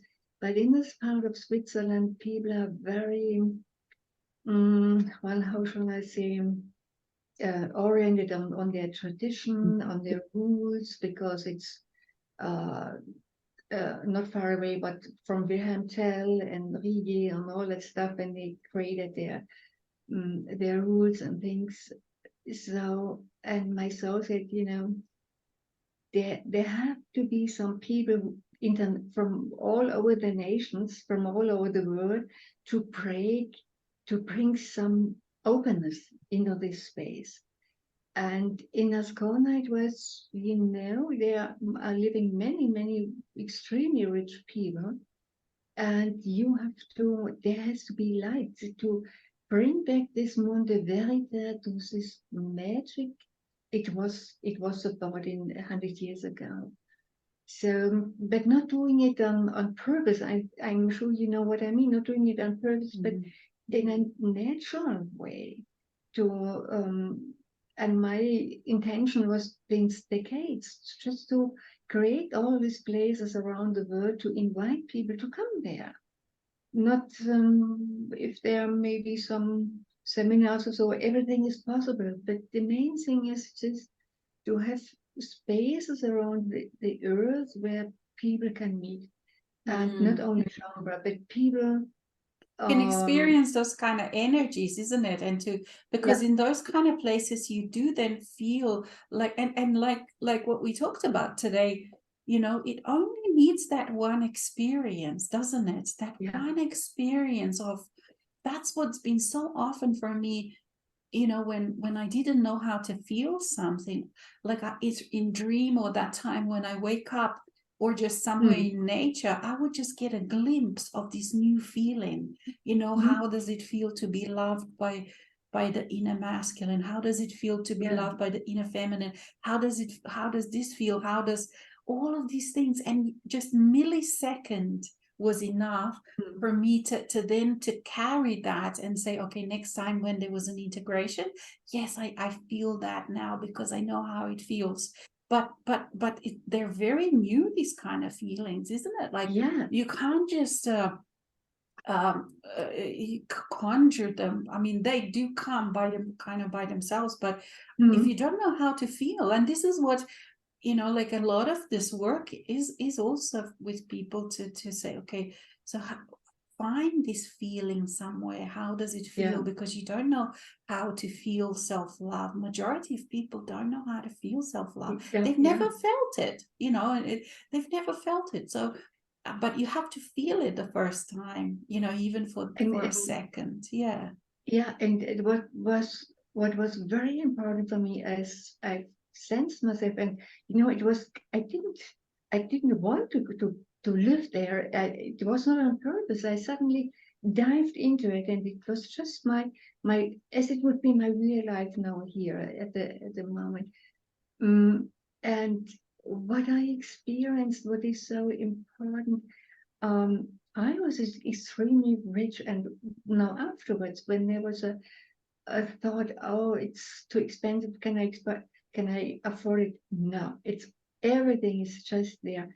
But this extremely richness, joy, being the creator, I became also aware there are beautiful meadows. But I know I'm a gardener architect also. I would create the most exciting parks with flowers and trees and things like this. And what I also realized, I do get always the emails from James Edition, who do offer the most expensive villas in the world and things like this. I often checked out, and I always realized the same thing. This very expensive stuff and this very abundant people, they have no soul. There are these extremely expensive houses, castles or villas, no matter what. But there are no flowers. There is no sensitivity. It's all the same stuff, modern design, and you can put it in one pot and say, okay, it's all about the same, but no soul living. And I'm sure with all the exchanges coming on, what Adamus was also speaking about in January or so, when he's posted called again this stuff, and he talks about the future. He said, yeah, things are going to change also with people. There will be many who are going in direction depression and things like this. So I felt it's so important to create places with an outstanding beauty.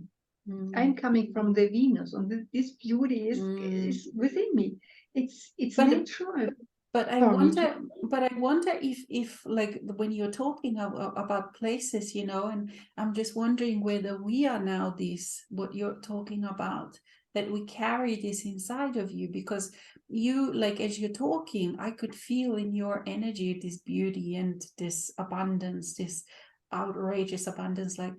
So we're probably walking places, you know what I mean? We're breathing.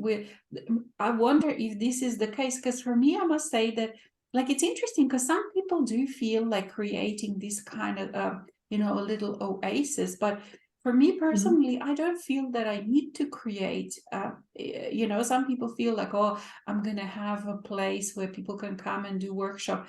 I did feel that at certain times that, but at the same time, like now I don't feel anymore. I kind of feel like, for me, it feels like, okay, so wherever I go, somehow that abundance of nature is there, and the awareness of having to preserve and have that incredible beauty comes with me. So I don't actually have to create anything really, like as in I have to now create, get some property and put buildings like this for me. This kind of work for me now with this cross seems to have finished in that way. I don't know that it's gonna come back, that I have to kind of create, but I think the next generations though will, because I think they already are, aren't they? There's so many places around, especially the new agers, whatever they call themselves, that are creating such spaces. But you know what I perceived always, it's really innate in me, in myself. It's my mission. But you come, Hans Christian, you come along, you bring your life in it. I think that's so important. That people like you are coming to visit these places, to bring your light, your beingness to these spaces. So you traveling around, you are invited, and but once again, I feel, and it was so appropriate, not appropriate. It was so clear for me after Heaven's Course. This is my mission, and yeah, and I'd love to do it. To bring it into reality. I don't know how it does work, but okay, I just let it happen. But as you are already dreaming and living these spaces, I think you are already bringing, like you've brought that to me and to Hans Christian, and every time that we have a chat, you bring these realities. Like I always swim in what you're talking about, like, you know. So you already are doing this. That's how I feel about it. What about you, Hans Christian? Do you feel like as she's talking about, I can just feeling it?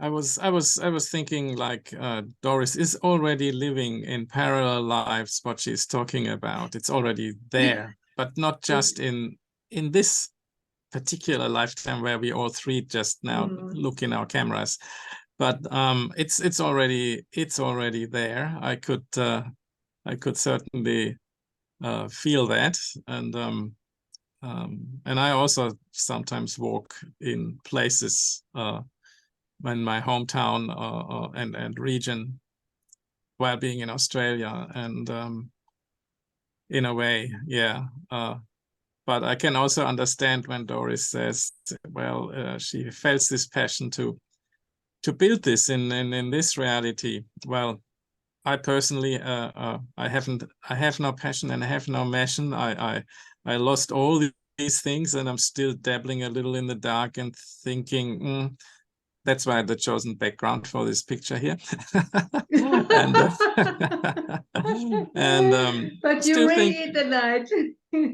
And yeah, I'm aware that I'm still a light on this planet, and I've carried the Christ seed all along from my birth. I remember, and Mary Magdalene was telling me through a channel, I was a teenage or young adolescent teenage friend from Yeshua, and that we both left our home country direction East India and stuff like this, and then after a while I told Yeshua, it's getting too strange for me. I have to turn back and go home. And Yeshua said, yeah, that's fine. You go home, but I have to go on. And I had a very bad conscience about that. But when Yeshua came back, he said, I needed that I lost, that the last person who speaks my language also left, because I needed to be completely on my own for the last part of the journey. So it was good you left. And I was sitting at home and I had a bad conscience that I left him. But basically I was living at the time, and I reckon that's probably proof enough that I was coming back to bring the Christ seed again to, or Christ consciousness back to this planet. Yeah, that's the only thing that I can think of that is my purpose here. The others have not revealed themselves yet, but the thing is, I'm not fussed about it, you know. I try to get out of my mind more, because I'm still thinking too much.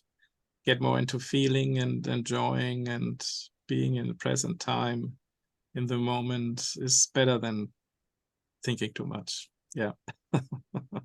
But you already are living also your mission or passion because you're just such an incredibly gentle male presence. Like, you know, you feel this embracement and acceptance that is in many ways so rare from a male. So whomever that you speak with, that you have this incredible effect and presence. So you already, you know, and this is what you carry with you, and you would carry these templates with every person, with your family members, with everyone, everywhere that you go, you already are radiating that. There couldn't be a yeah. When I met, there couldn't be more. Yeah, I heard that my daughter told me when I met friends of hers, mostly women of the same age like my daughter, and they were telling my daughter, your father is so different. He has such a radiation, such a kind. Yeah, they said something also. They told her something also. Yeah, that validated it a little also for me, because Alexis, you were mentioning that also before, and also I'm aware that I'm different. Yes. And you already carry, so even that's what I mean, like you don't have to, like Doris doesn't have to create anything, you know, in a physical. You can just sit around, enjoy your coffee and whatever, because you already have that, you know. This is the gift to the world. You already in your energy. This is another thing that I've been really become much more aware of, how we carry these blueprints and templates already. And it's also this, with this cross now, we can I too can sort of admit that, because before it sort of felt like so outlandish and like, for example, let's say, but this year, you know, it felt arrogant or something, whatever. But this year it felt like, what, you know, especially when I'm working with people, I realize, wow, we can just be talking about Pippi Longstrom, you know, it doesn't matter what we're talking about. But because if they feel that, okay, that's transformation they need, because I have really done it, like I have transformed, you know, this into something else. So then we carry this, like not just I, but when person has done it, then we carry those templates within us, and that's all that another person really needs, because they feel it, and then they can repattern their energy according to that. But what we talk about, it really is, it doesn't matter what we talk about, it's just the presence. And so I can so perceive this in both of you. All that you speak of, each of you in your own way, you already have all of this. So it's kind of like, you know, like I know that non-physical friends are always giggling at us in this way. Like Adamus often says, he's like, oh, you know, you're so funny when you say, oh, but I should change this and change that, and when you already are. Because if we didn't, and even like we kind of say, oh, we've done this in the last 10 years, we've cleared some stuff, yes, but if we didn't carry this template since we were born, the world would still be the way it was.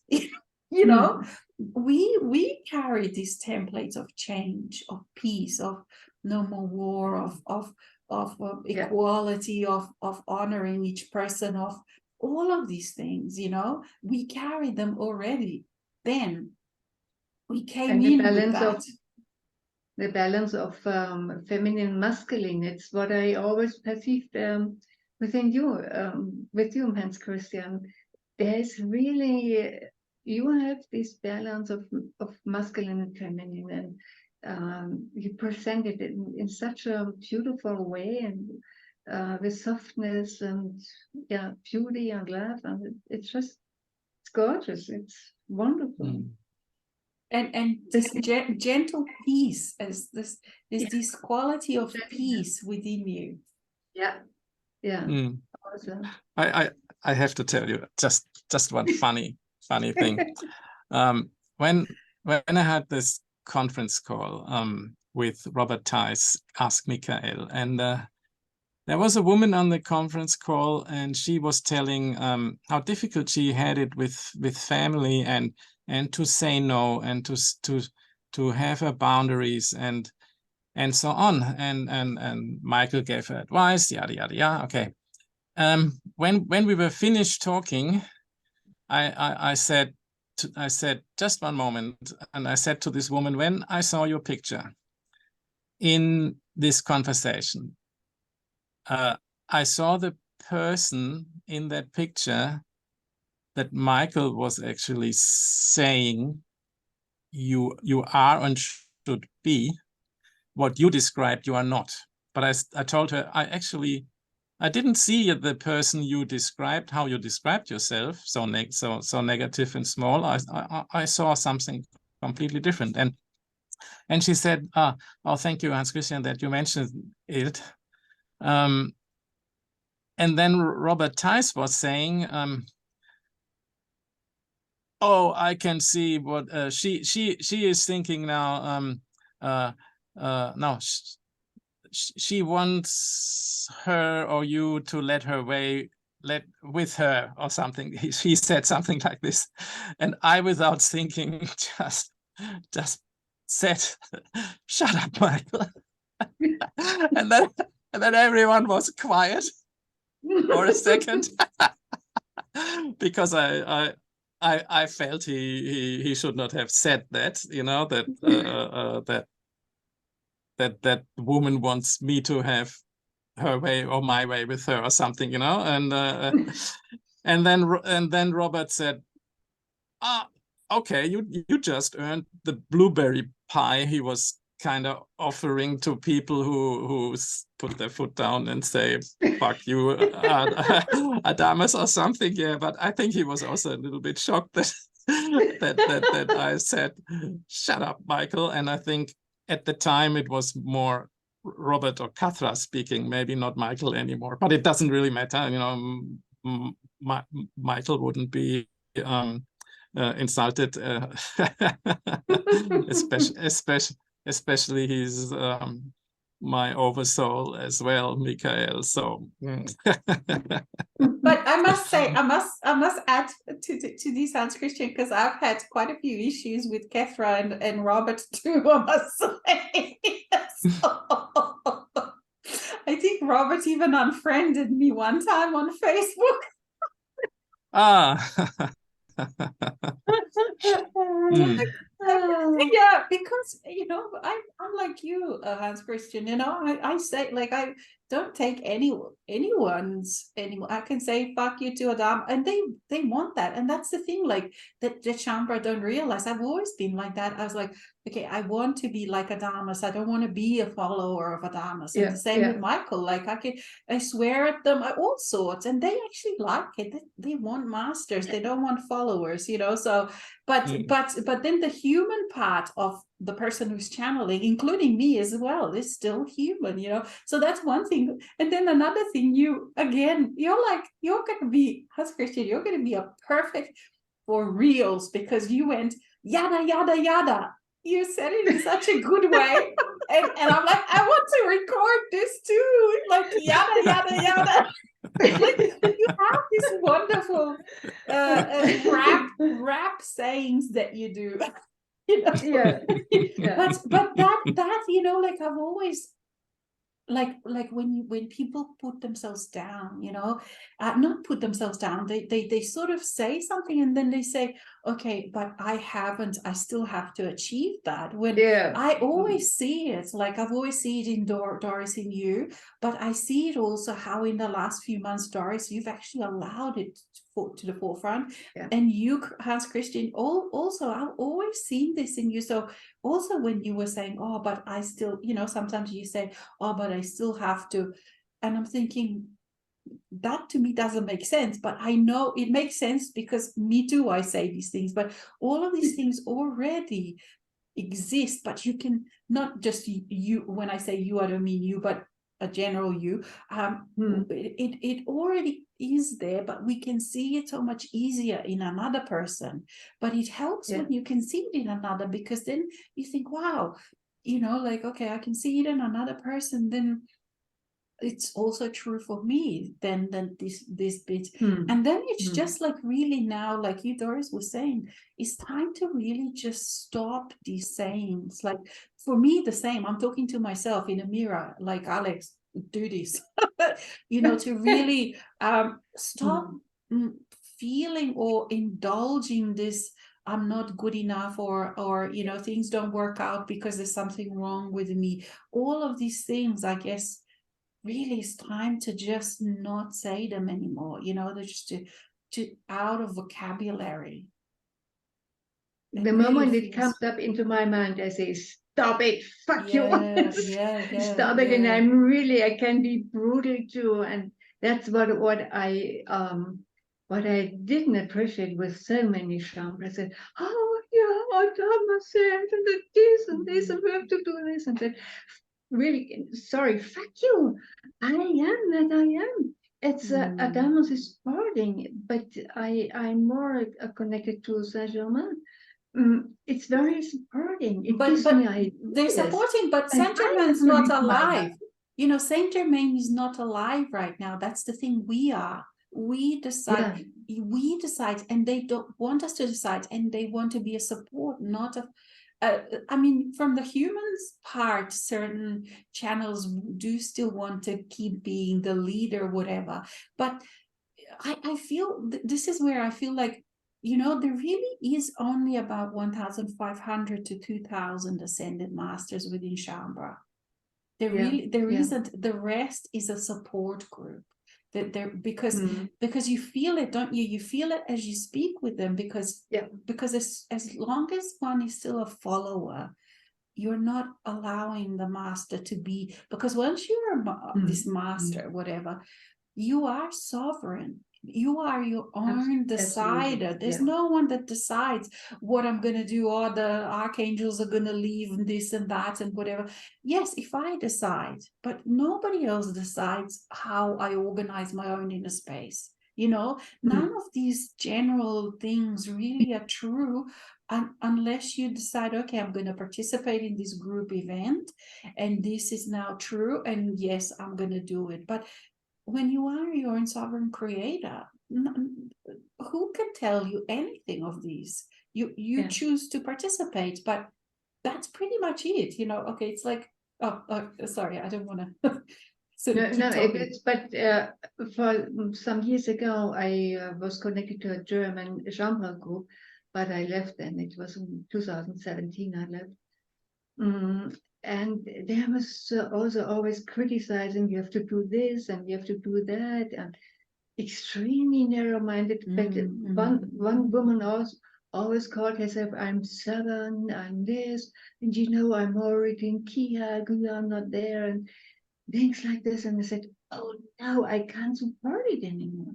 It's so narrow-minded. I'm free, even I'm still, while my mind is turning around, but much less than ever before. And I feel my enlightenment from within, even though I'm not, it's not embodied yet, but it doesn't matter. My enlightenment is there. It's within.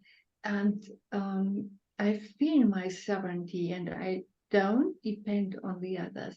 And that's for me the main thing. I don't want to hear, Adamos has said this and this. No, it's I have to, what you mentioned too. I have to decide how I do want to live my life, and so it is.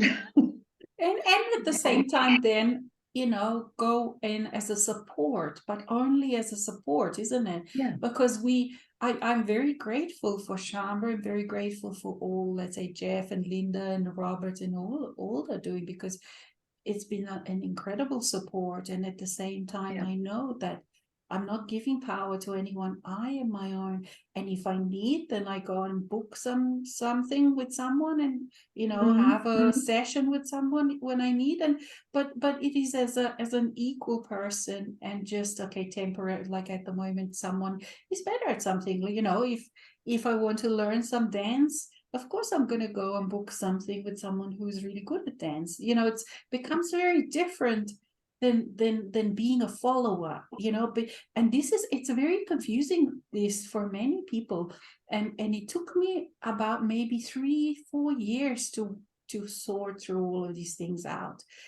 because it was so sticky. And it's like, okay, so what does it mean to be a follower? What does it mean to be sovereign? And I had to feel it all, and you know, and then I had to separate myself from certain things for time being or for longer. But I found now that this fringe, you know, to be in the fringes for me works best, because I'm completely free. I don't feel any need to share with anyone anything. I just, you know, enjoy my life. I have no limitations from other, let's say, Shaumbra, because when they're still in those throes of those integrations, which is natural, because when, you know, I understand, because I was there also. So it's not from, oh, they're bad. It's not that at all. It's just people are in a different space. But I, as having this my last life, I want to live according to my own definitions. I am the judge and the jury and the alpha and the omega of my own experience and of everything. And I find that, you know, more and more people are opening to that, I guess, because there's more and more of us speaking in that way. But we're also kind of doing it in a very, I think, respectful way, because we respect everyone else's, you know, it's not that angry. I don't feel angry with anyone. I feel, as a matter of fact, grateful to all on the way. But at the same time, I don't feel the need to be either acknowledged or accepted by them or part of what they're doing if they're not accepting me at that. Okay, I'm a sovereign being, you know. Because it's funny, this has been funny, interesting experience for me on this journey, that, you know, people who would support me, and let's say I would consider friends, and we've gone through certain things together, and we'd have Zoom, you know, because we're all over the world and whatever. And then when I actually then went to the next level, meaning that I've gone out of, I've expanded into something else, it's funny, because those friends were the ones that didn't support me, or perhaps the teachers, you know. So that was very surprising, because unless they too at that time are then stepping, you know, you have a resonance when you're in the same space.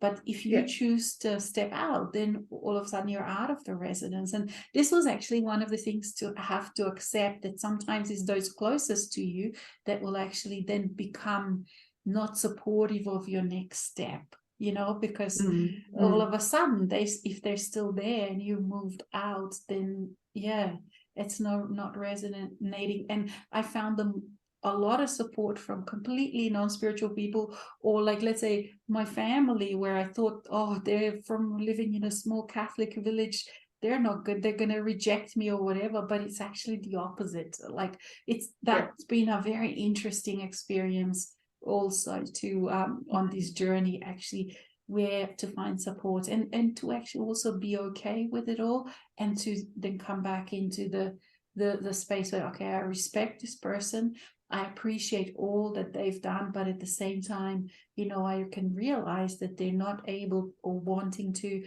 interact with me at the level that I'm at now, or the independence that I want to be.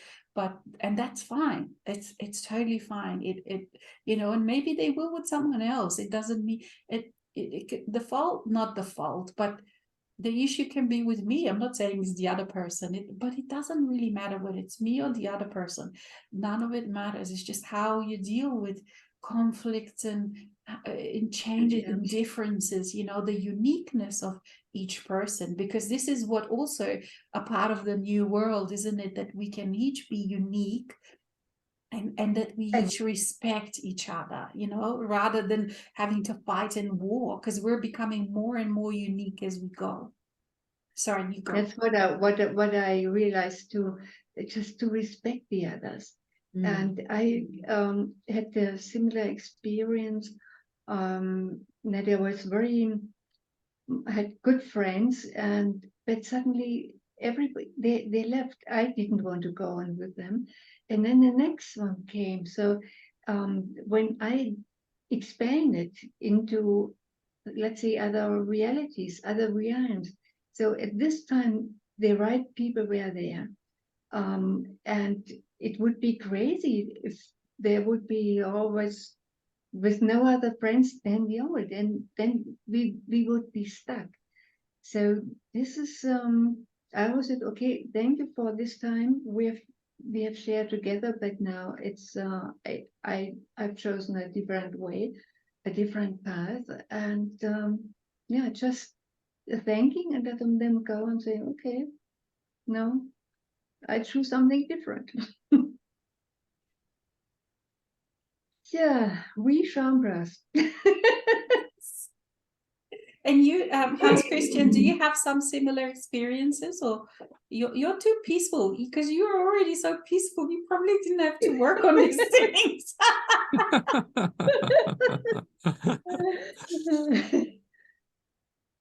Yeah, I have to say, the Chambra friends I meet at my place are 2, 3, sometimes 4, and there was one guy who came in who is not coming at the moment, but will be again. But the core group, most of the time, very often we don't speak any spiritual things. We just talk about normal life things and enjoy this very much. So that actually in the last year, my wife started joining these Chambra meetings, even so she never ever heard a channel, never ever don't even know who Adamus is, except that we mentioned him sometimes and so on. But we talk so normal things that she can be with us. And the funny thing is, after we met at my place, everyone does his own life. We're basically not these kinds of friends that I had before, where I was seeing more often, going together to the pub, doing this together. No, we don't do things together. We just meet once a month, sometimes twice a month. So it's kind of different. And I have to say, in the 11, 12 years I worked in a company, same company in Australia, there came no friendships out of this. These people were just too different. They were nice, but somehow, too different. So I have a very good friend in Munich still, who I go walking in the mountains with. Even so, he's not spiritual really. But I know him since I'm 5 years old, so that's a connection. And of course my 3 lovely sisters in Germany, who are still very close to me. And but apart from that, there are not many friends actually, I have to say. So I cherish actually these meetings we have, because I count you as my friends, my digital friends. Me too. Absolutely. Yeah. And it's funny that we are the 3 of us today again. Yeah. Then it's really extremely familiar when we are when only the 3 of us. It's it's for me also very important and supportive. And I must say, I asked Tom yesterday, do you want to participate? But for him, it's about the time is very different, because it's noontime here in Germany, and that's very difficult for him. If there would be another time, but well, do you want the 2 of you want to change time? This is like a certain time, but if you 2 want to change time, I have no problem with changing time. Well, if we would put it sometime later, it would be far too late for you in Australia. So So later would not really be option. No, I think it's fine. What about if we did in the morning? If we did, let's say, in the morning, we could do that. If it works for Europe better.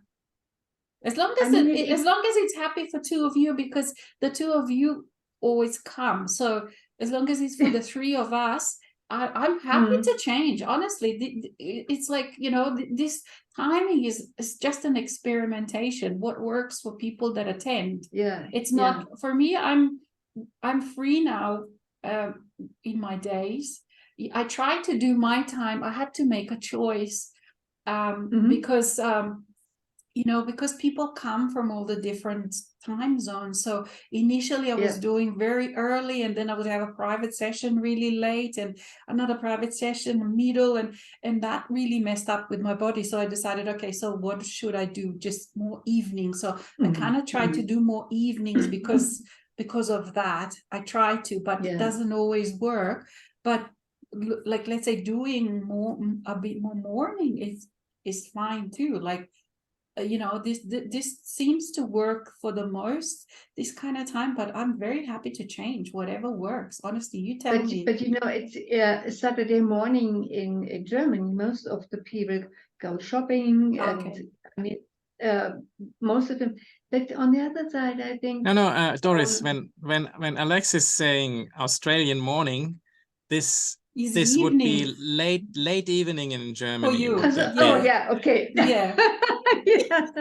Yeah, this would be probably more suitable. Maybe they are more but suitable, would it be better, like, let's say if we do, because we can also do this on a Sunday, or we can even change the date, or even weekday. I'm actually free on any day, you know, except for I just have commitment really. I mean, free in a way that, okay, if we say we do a different way, then I work around all these other things. See, so because I work all of those things out, whatever works. So at the moment, most of the things are on the weekend, because a lot of the people, let's say, you know, work during the week. That's why, but not because I want.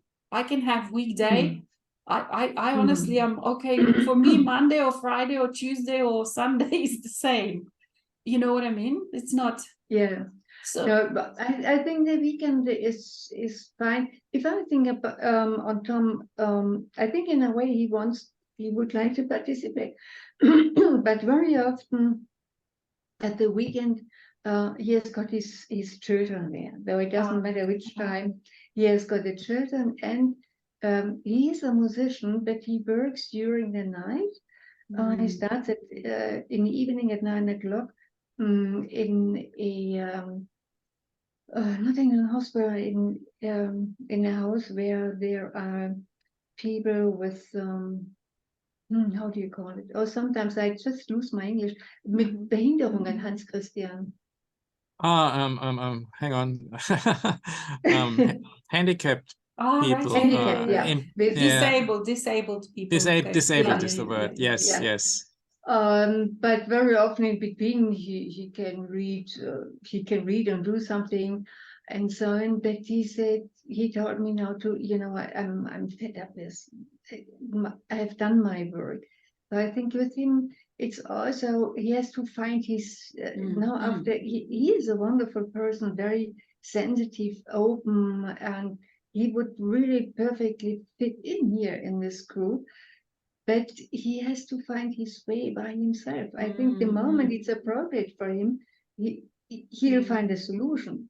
No, but I mean, like, I'm talking maybe just for the two of you as well. Like, if the two of you decide different time, you know, let me know. Because honestly, whatever will work. Because people that feel part will come, you know, and they do come. But at the moment, the main people really, there's the three of us. So even for other things, if you have suggestions that timing, because I don't know what other people are doing, you know, unless they tell me, you know, that this day would work. Because honestly, for me, any day is, you know, there's just the reason. That's the reason why the timings are the way they are. But we definitely can change. What about for you, Hans Christian? Would you prefer morning? Yeah, I think it's more for you, Hans Christian. For you, it's very late. Well, this call started at 8:30 in the evening, which is okay. But in summer, because the time difference between Brisbane and here, it was 9:30. All right.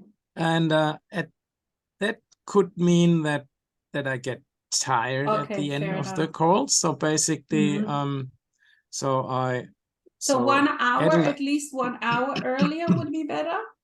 At least 1 hour earlier? I would say yes, an hour earlier, but also like today at the moment in winter time is fine for me. And I remember when I was listening to all of your classes all these years, they were in the morning at 7:30 sometimes.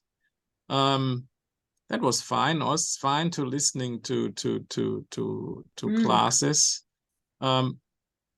But I think this call we have all three, the evening time is actually quite relaxing because the day is gone and you can just talk and have fun and then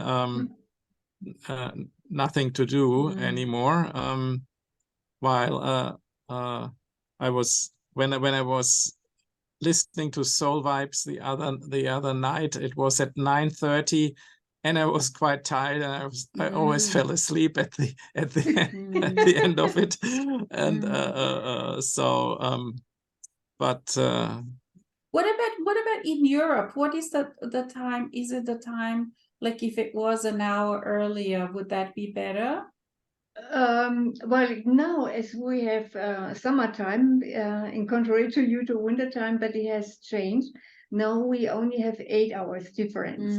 So it started for me at 1 p.m. All right. Before it changed, it was 12 p.m. as just at noon time. So 1 hour earlier is fine for me. It's because you know, I don't have a family anymore, things like this to organize. I'm free. So it's okay, it's fine.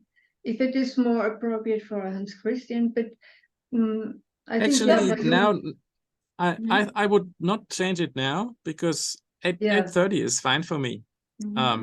But when we're switching to summertime in Australia again to wintertime in Germany, then so that happens when in few months. October. Okay. Well, in Germany it changes at the last week in October. I don't know when it does change in Australia. Similar, sometime in October. Yeah. Okay, so that's cool. But do you then want to perhaps do a different day? Would Friday be better? Or for other people, do you think would Friday be better? Like these things you can easily let me know, honestly, because I don't know unless people tell me. And as you know, I can fit all of the things around whatever works for most people. I mean, there's always someone that is left out. So this time is actually not good for North Americans. So we normally don't now have North Americans unless it's a recorded something. But you have to work with, you got like, there's always someone, I can't do my things middle of the day, middle of night. I do that would be and you know what I realized, that the Americans have their calls with Kathy Bowman. Yes, so yes, they do, yes. Many follow her or well, because of the timing. Because of the timing. Because of the timing, yeah. So you have to choose. What my soul just brought up, it doesn't matter which time. For those, it is appropriate they are there. Absolutely. No matter at what time ever. If we try or you try to change around, because maybe I would say if Tom really wanted to have participated, he would be there. He would have found a way to participate. But we had a very intense call last night for more than 3 hours, and I was like exhausted afterwards. Not exhausted, but I had to. I mean, it was around 11 o'clock in the evening, and then I said, okay, now I have to go to bed to let it settle down. We went very deep also into the inside. So maybe it was too much for him, but on the other side, really, if he wanted from within to participate, he would have been there. So but I mean, we can also change, let's say, to Friday if he has children, if let's say the two of you agree. But because we the three of us are the most often, so whatever works for three of us, and then others can also join in. So but with him it's very, I know he is very fantastic as a father. He does play with his children. I've never done so. Sometimes I got, oh gosh, he is really a great father doing all this stuff. But what I feel, he has to let the children go, because he also is coming now into his realization, and he has to have more time for himself. And he told me too, I'm really fed up now with working and all that stuff. So there's also this switch within him. Sometimes he has the children there on Friday, sometimes not. I don't know. It's very often the children are there from Saturday until Wednesday or Thursday, sometimes from Friday to Tuesday. It's always different with him. But we can try it once on Friday, and I can tell him in advance, so if he is interested, he can switch around. But then this time would be appropriate for him, because he comes home at 6 o'clock in the morning, so he has to sleep a few hours, and then when it is winter time here in Germany, this would be good for him. I can tell him, I can ask him if he is interested, and then I'll let you know. Yeah, I mean, that's up to both of you also, because let's say, even if we have, let's say, even if I schedule, for a time, even for the two of you, if I schedule, because it's a lot of the times basically just us, then I can also change, if you guys, because honestly, it's pretty much if there is nothing else, so it's pretty much random. So I set certain things that are, and then like when I have private sessions and stuff, then I work around those things that are already there. So I don't have like a particular Jewels of Wisdom has to be on Saturday evening for me, Saturday evening. It is there because that's where it is. But as I said, it's up to the participants. These things for me, as long are very flexible, very, very flexible. So even if there are other people, I can always email and say, look, would you mind, changing? So I'm just saying the two of you, because we three are that you can always sort of send a message and say, oh, look, I've got a big event. Even with that, if you have something coming up that because these kind of talks are really like they're so wholesome, and like you did say, I did participate in a Kathy's group, because she invited me at one time, and it was middle of the night for me. but it is that because it is Americans, but also there are such different themes, because we are in very different, we do get, like you said, attracted. So it was very much about boyfriends and girlfriends. And gym environment and exercise, and like all very different kind of lifestyle. So and it's very, very appropriate for different kind of people to have. But I think the most important thing is that we have something going, for each one that we find. And also I think we are all three on a level. I mean, you certainly are, Alexis, better. But you too, both, all three. On a level, we are not. We are far beyond this small talks. And it's for me now. I feel I'd like to go to really have this exchange, like we have to. And we don't want a big group, like we don't want a big group where we have to kind of walk on eggshells and think, oh, I can't say this or I can't say that, or that we have to like honestly, sometimes, you know, when you have a private session with a real strong Shaumbra that has been to all the workshops, it's like I have to use my sword a lot. I'm like, oh shit, after it feels like not for a battle, but just to cut through the freaking Makyo, you know, it's like cutting a Makyo. And sometimes I'm thinking, maybe I should be like a more, you know, because they used to Adamus always massages them and makes them feel good and special. He does. He gives energetic massages. And I'm thinking, maybe I should start doing this. Like, you know, because, but no, after they have a session with me, it's like we've been through the ninja sword. I'm just like, boom, boom, boom. I can't help it. Like, I can't help it. You know, like, it's just like. No, it's really not supportive for us anymore. Really not. So, no, and you know, it's all things are funny. A very good friend of me started a new group together with Ami, who was before in at Johan. I loved Ami. I participated once, and just at the beginning, before they really did found a group, and I knew, no, it's nothing for me. Just we wanted to. I mean, it's great what they think of, but it's we want to create a village where children are going to be educated. I feel I have done this before. I'm too. Here I say I'm too old for it. I don't want to do things like this anymore. No, I want to enjoy my life. I don't know how long I'll stay here again on the planet, but these years ahead, I want to enjoy my life. I don't want to educate children or things like this.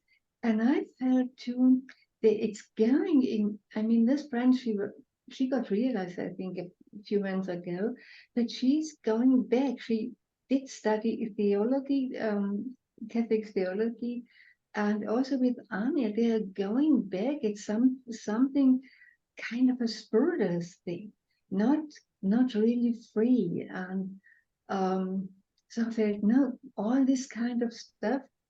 I listened to it. I listened to the people participating. Oh, I have this skills and I have this diseases.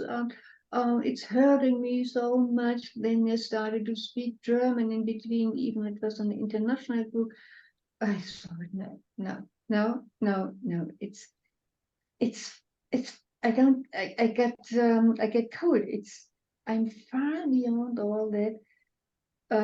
I want to fly, and with you too, and with Tom I can fly. That's right. And we are flying, and we're talking about these expansions, and you know, a lot of the Shaumbra are not there at all, not here at all, that they can even contemplate these things. And every time, and again, this is not as a criticism, it's just the recognizing, isn't it? It's recognizing all the different spaces people are in, but it's all just perfect, and it's all just fun, and we need humor. I love it. Yes. And we need a sword ability. I find that I need like ability with an energetic sword even more than before. It's like go through Makyo. Oh my god! And then I'm like, I need some big tournament. You know, this was Tom was mentioning this yesterday evening too. Oh, he was sitting there in the sun and had all the sun rays in his face. I made a few screenshots, and he said, you know, nobody else. I feel within myself I'm a Merlin, but I can't share this with other shamans. They don't. They are not. They talk about I'm a Merlin, as you mentioned too. So many told me what I'm realized, and I thought, if you would be realized, you wouldn't act out like this anymore. I mean, I've now and this is quite a shocking realization that you come through, you know, because like initially when you go, and because Adama sort of talks all these things, you know, and the similar was for me in Michael's group as well. And then I assumed that everyone else, actually, I assumed everyone was way ahead of me because I came, you know, because some people were there. But it really has to do with what you choose inside. If you choose this integration, then it happens. But some people choose not to. And I know that Adamus talked about that majority of Shaumbra are there as a support for the few, and the few that are is only about 1,500, 15 to 2,000 that are really Merlin. And like that's what also Tom is talking about, you know, that you feel not 10,000. Yes, no. It's 10,000 altogether, 10,000 including the Ascended Masters, you know, that's 10,000. But if you but not Shaumbras.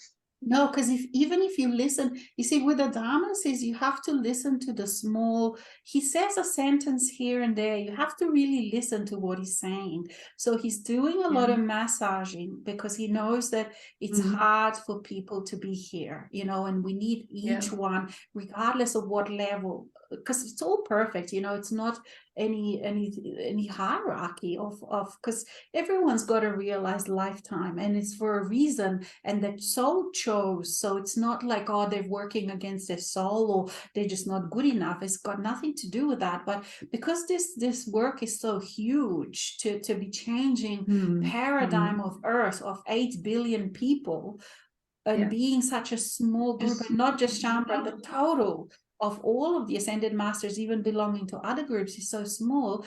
We need the support. So we need this huge group of Shaumbra that are just supporting with resources, supporting the Shaumbra organization, supporting energetically, doing all of these things. And they chose this from a soul level. So it's not like we can say, oh, we're putting these down, these people, you know, because if they wanted to choose this life, they would. But it's just an agreement that only up to about 2,000 will really realize it, and the rest is needed as that support. It's kind of like if you're a sports person, you know, you go to Olympics, there's one person, but they have a whole support. They have trainers, they have all sorts of people that you for one person, and it's the same. And so, but to actually realize that and to be okay with that, and then to find spaces like, okay, I don't need to reveal my intimate details, I don't need to say anything or justify to it, I can just privately enjoy and at the same time have support from Shaumbra. I get enormous amount of just knowing they're there, or just if I feel like, okay, I can go to a group or I can participate or whatever programs they're doing, brilliant programs. You know, it's been, without that, it would be much more difficult. So it's not about not appreciating, it is realizing, wow, if I am a master, I'm a Merlin, that means very different, you know, and there isn't that many. There are definitely others, but not that many. And like you said, you can only maybe talk to one here and one there, and that's why for me personally, I don't go to these in-person Shaumbra groups, not because I don't need to, because I have found, and I keep finding people like the two of you, the friends, that we can really talk, you know, and not do that mark your BS, which, but again, it's all as it is, it's perfect, you know, because we do need that support of that whole group. So but yeah, it's not easy to realize that. Sorry, you go. It's very interesting what you have been talking about.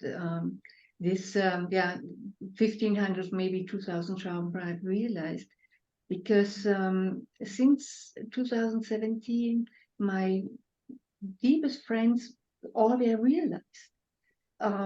So I could really say, well, this person is, when they came up as Shaumbra, I realized, I said, no, it's impossible, because I've been very long together with Lauren Hutton, and she had at this time founded a group where we did meet.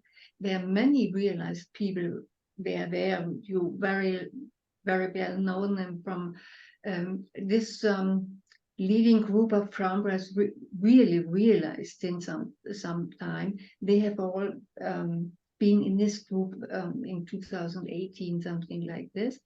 So our discussions were so like we here. It was on a very deep level. And then I was connected with Julian for sometimes, Julian Lerosius. And well, then afterwards, it came with Tanya since 2021. It was similar about with you too, though it was this time.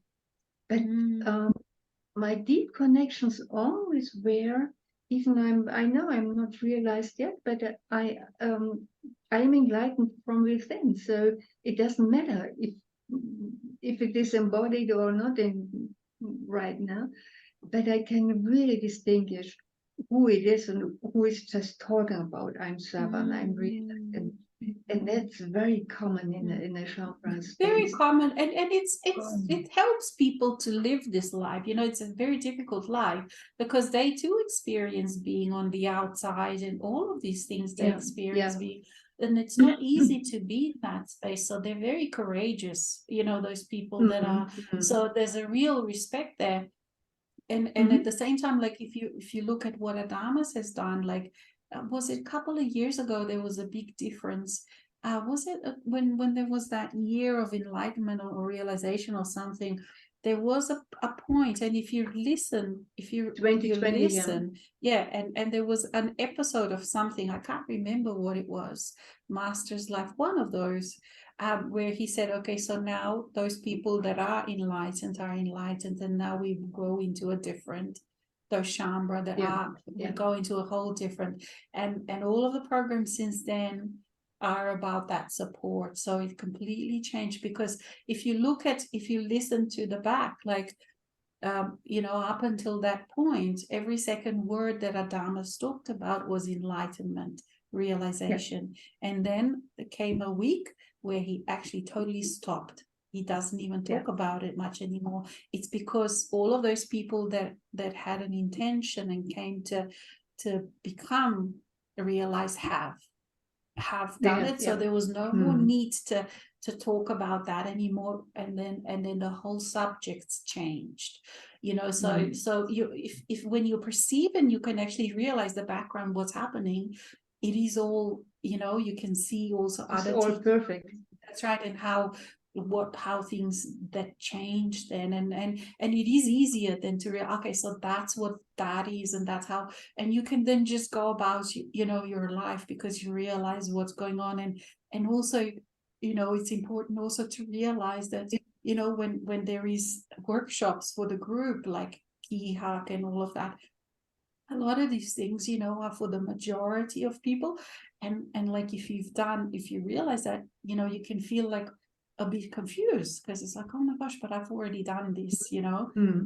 So you have to really be very discerning with these things. And now into the next level too, like for me also now, I'm sort of like, there probably will be more things that I might be doing for the newer ones, but I have to work out how to, you know, because otherwise, like, you know, very often happens, like I can post something on Facebook or something that I'm writing for the newer ones, and then there's the politically correct Shambhala, oh no, but you can't say this, Adamus said. You know, I'm just like, it wasn't for you. Yes, I know this already, but it wasn't, this article wasn't for you, it was for the freaking new ones, you know. You have to use a different language, you know, like depending on who you speak with. Oh my god, that's why I came up with this term Shambhala correct, like you got politically correct, all of this correct, and Shambhala correct, you know, because there's always someone is gonna try to, yes, but Adamus said, but I do this, you know. It's like, oh my god, yes, I know. But you know, Lauren had since a few years she does channel Kuthumi. Yes, I know. Yeah.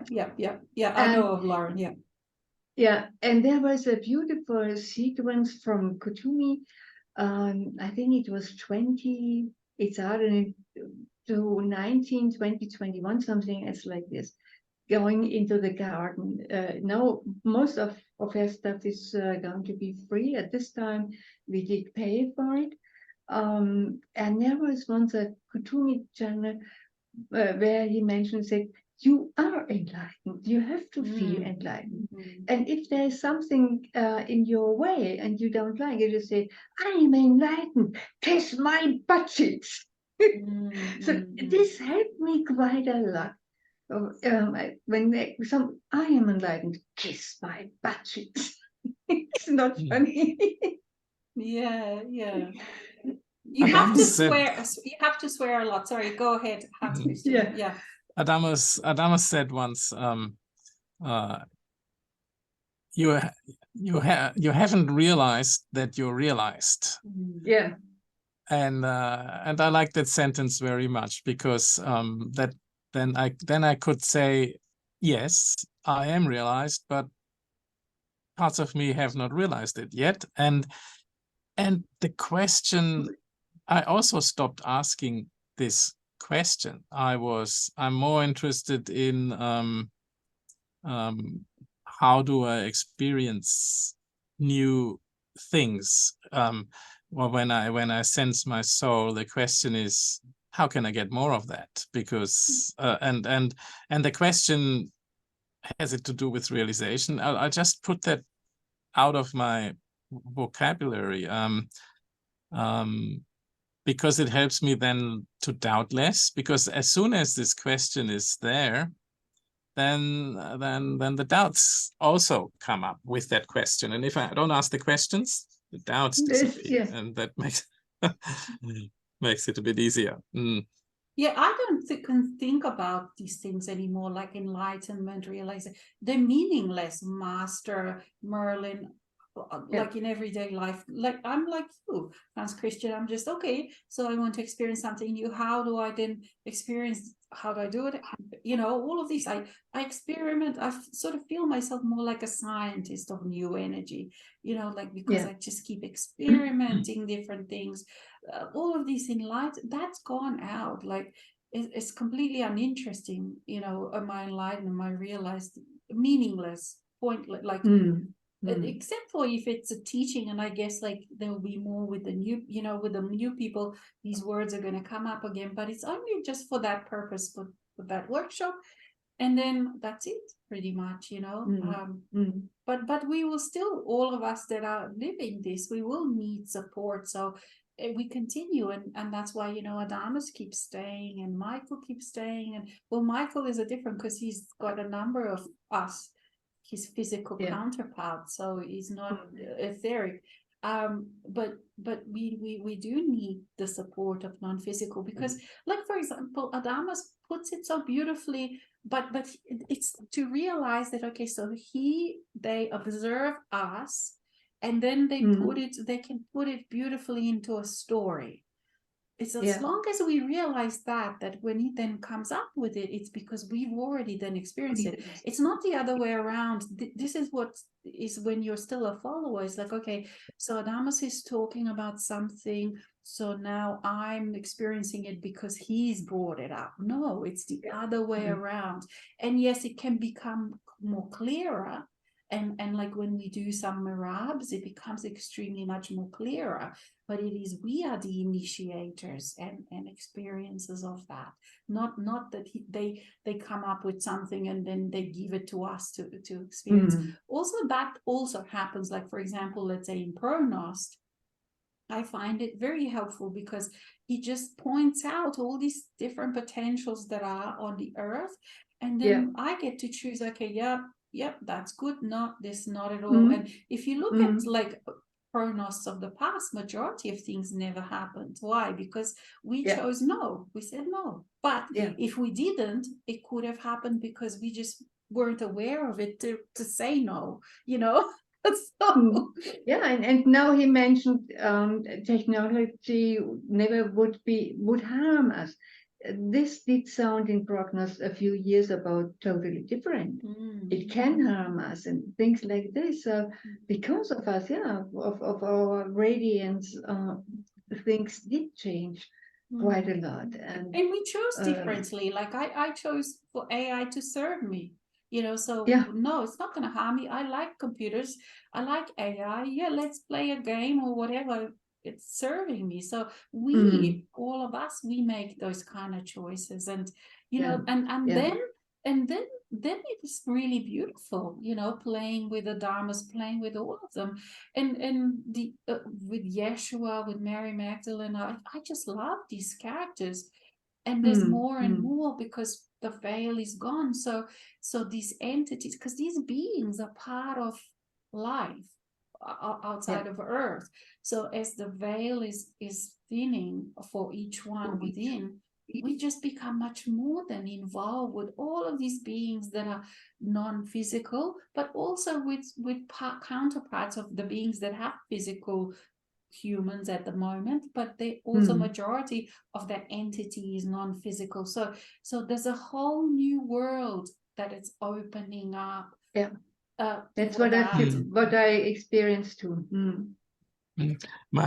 My daughter, youngest daughter, who has also done a little bit science writing, she said, I would use softwares like ChatGPT to write something for me, and then I put my personal stamp on it, but it would make my work much faster. So she said she would use this, but in a conference call, Jim Self said the other day, we have no idea how advanced AI already is. And he said there will come the day where 300 million people will be out of jobs. He said there will be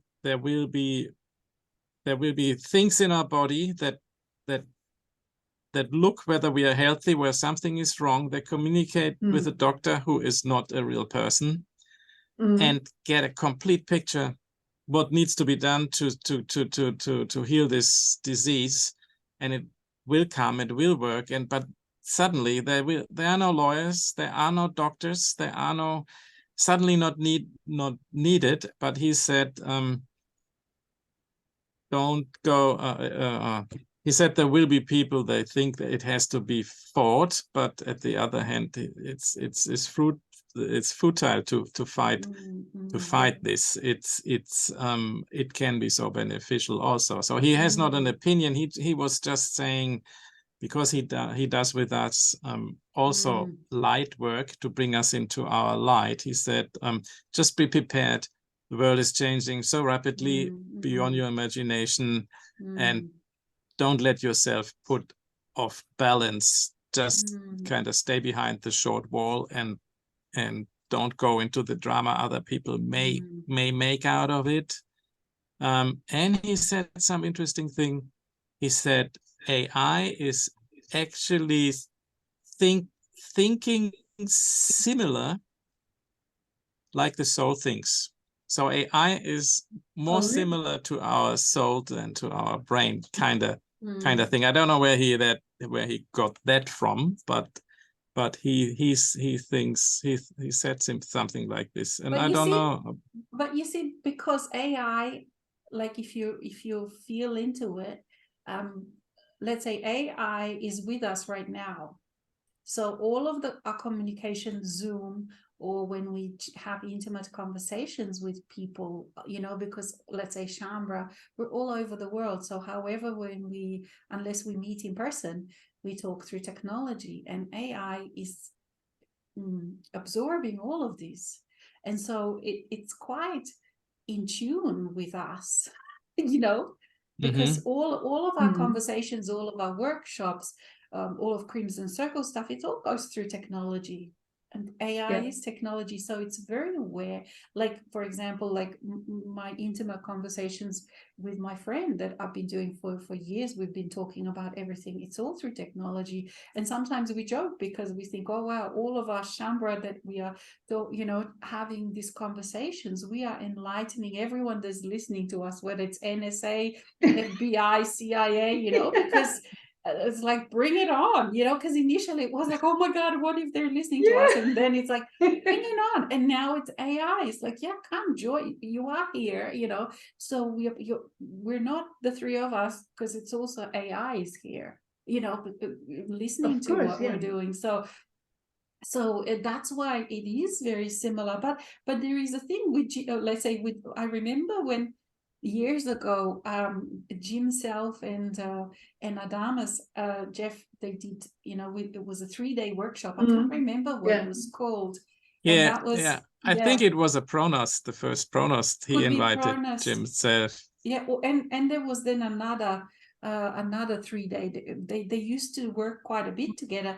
And I remember in that workshop, Jim Self was saying how 30 things will collapse, and one of them was economy, and none of them actually came true, you know, and not because the people, and Adamus also predicted some things, but it's because, you know, whatever anyone says, we choose. And as soon as we choose, then whatever was said, it doesn't come true. So, and also there are alternatives. So with that, like, for example, let's say, you know, with a job loss, for me, the way I pondered about that too. So the sense that I get from that is, I look at it from a different point of view. It's like, okay, so the robots and AI are going to do, they're doing job that are not very good for people to do, but that releases time of people so that they can do more art. So there will be much more artists, there will be music, and all of these things now with technology, you know, because people enjoy these kind of things.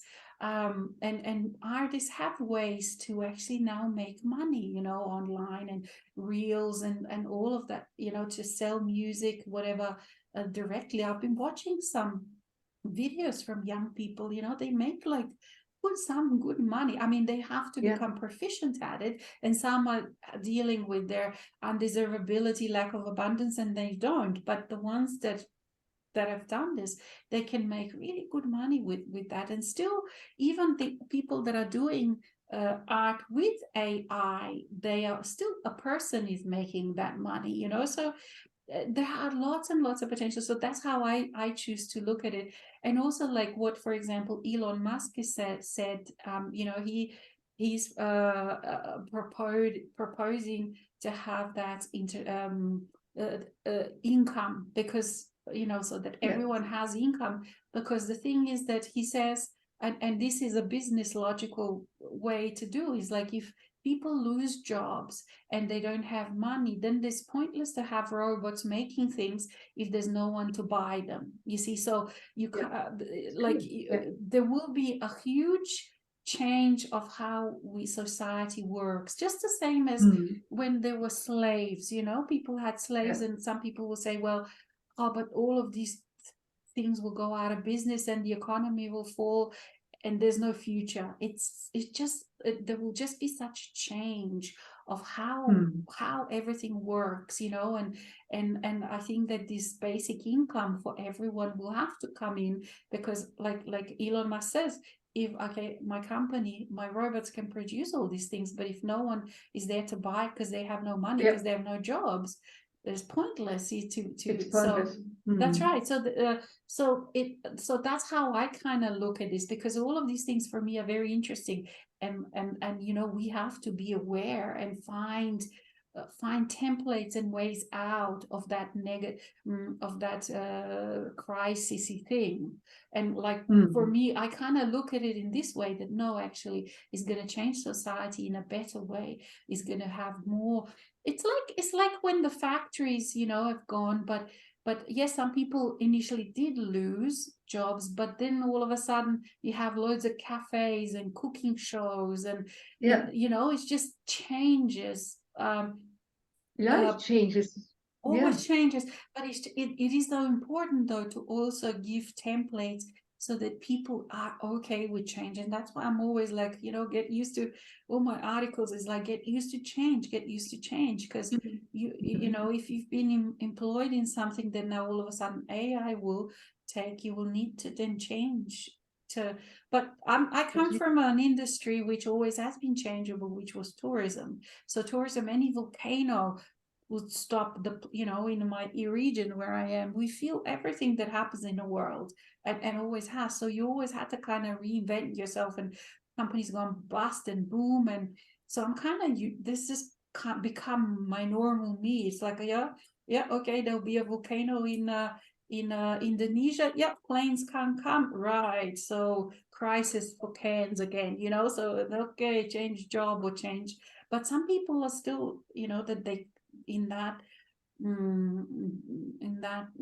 mindset that they're not happy with change. But all of us have to befriend change in all different ways, and it keeps you young. Like, I feel like I have to constantly learn new programs and how to do this and how to do that, how to do video editing, blah blah blah, all of these things. But it makes me feel young, like my brain, all of it, rather than someone asked me, oh, my uncle asked me, oh, so when do you get retired? And I'm thinking, what the fuck is that?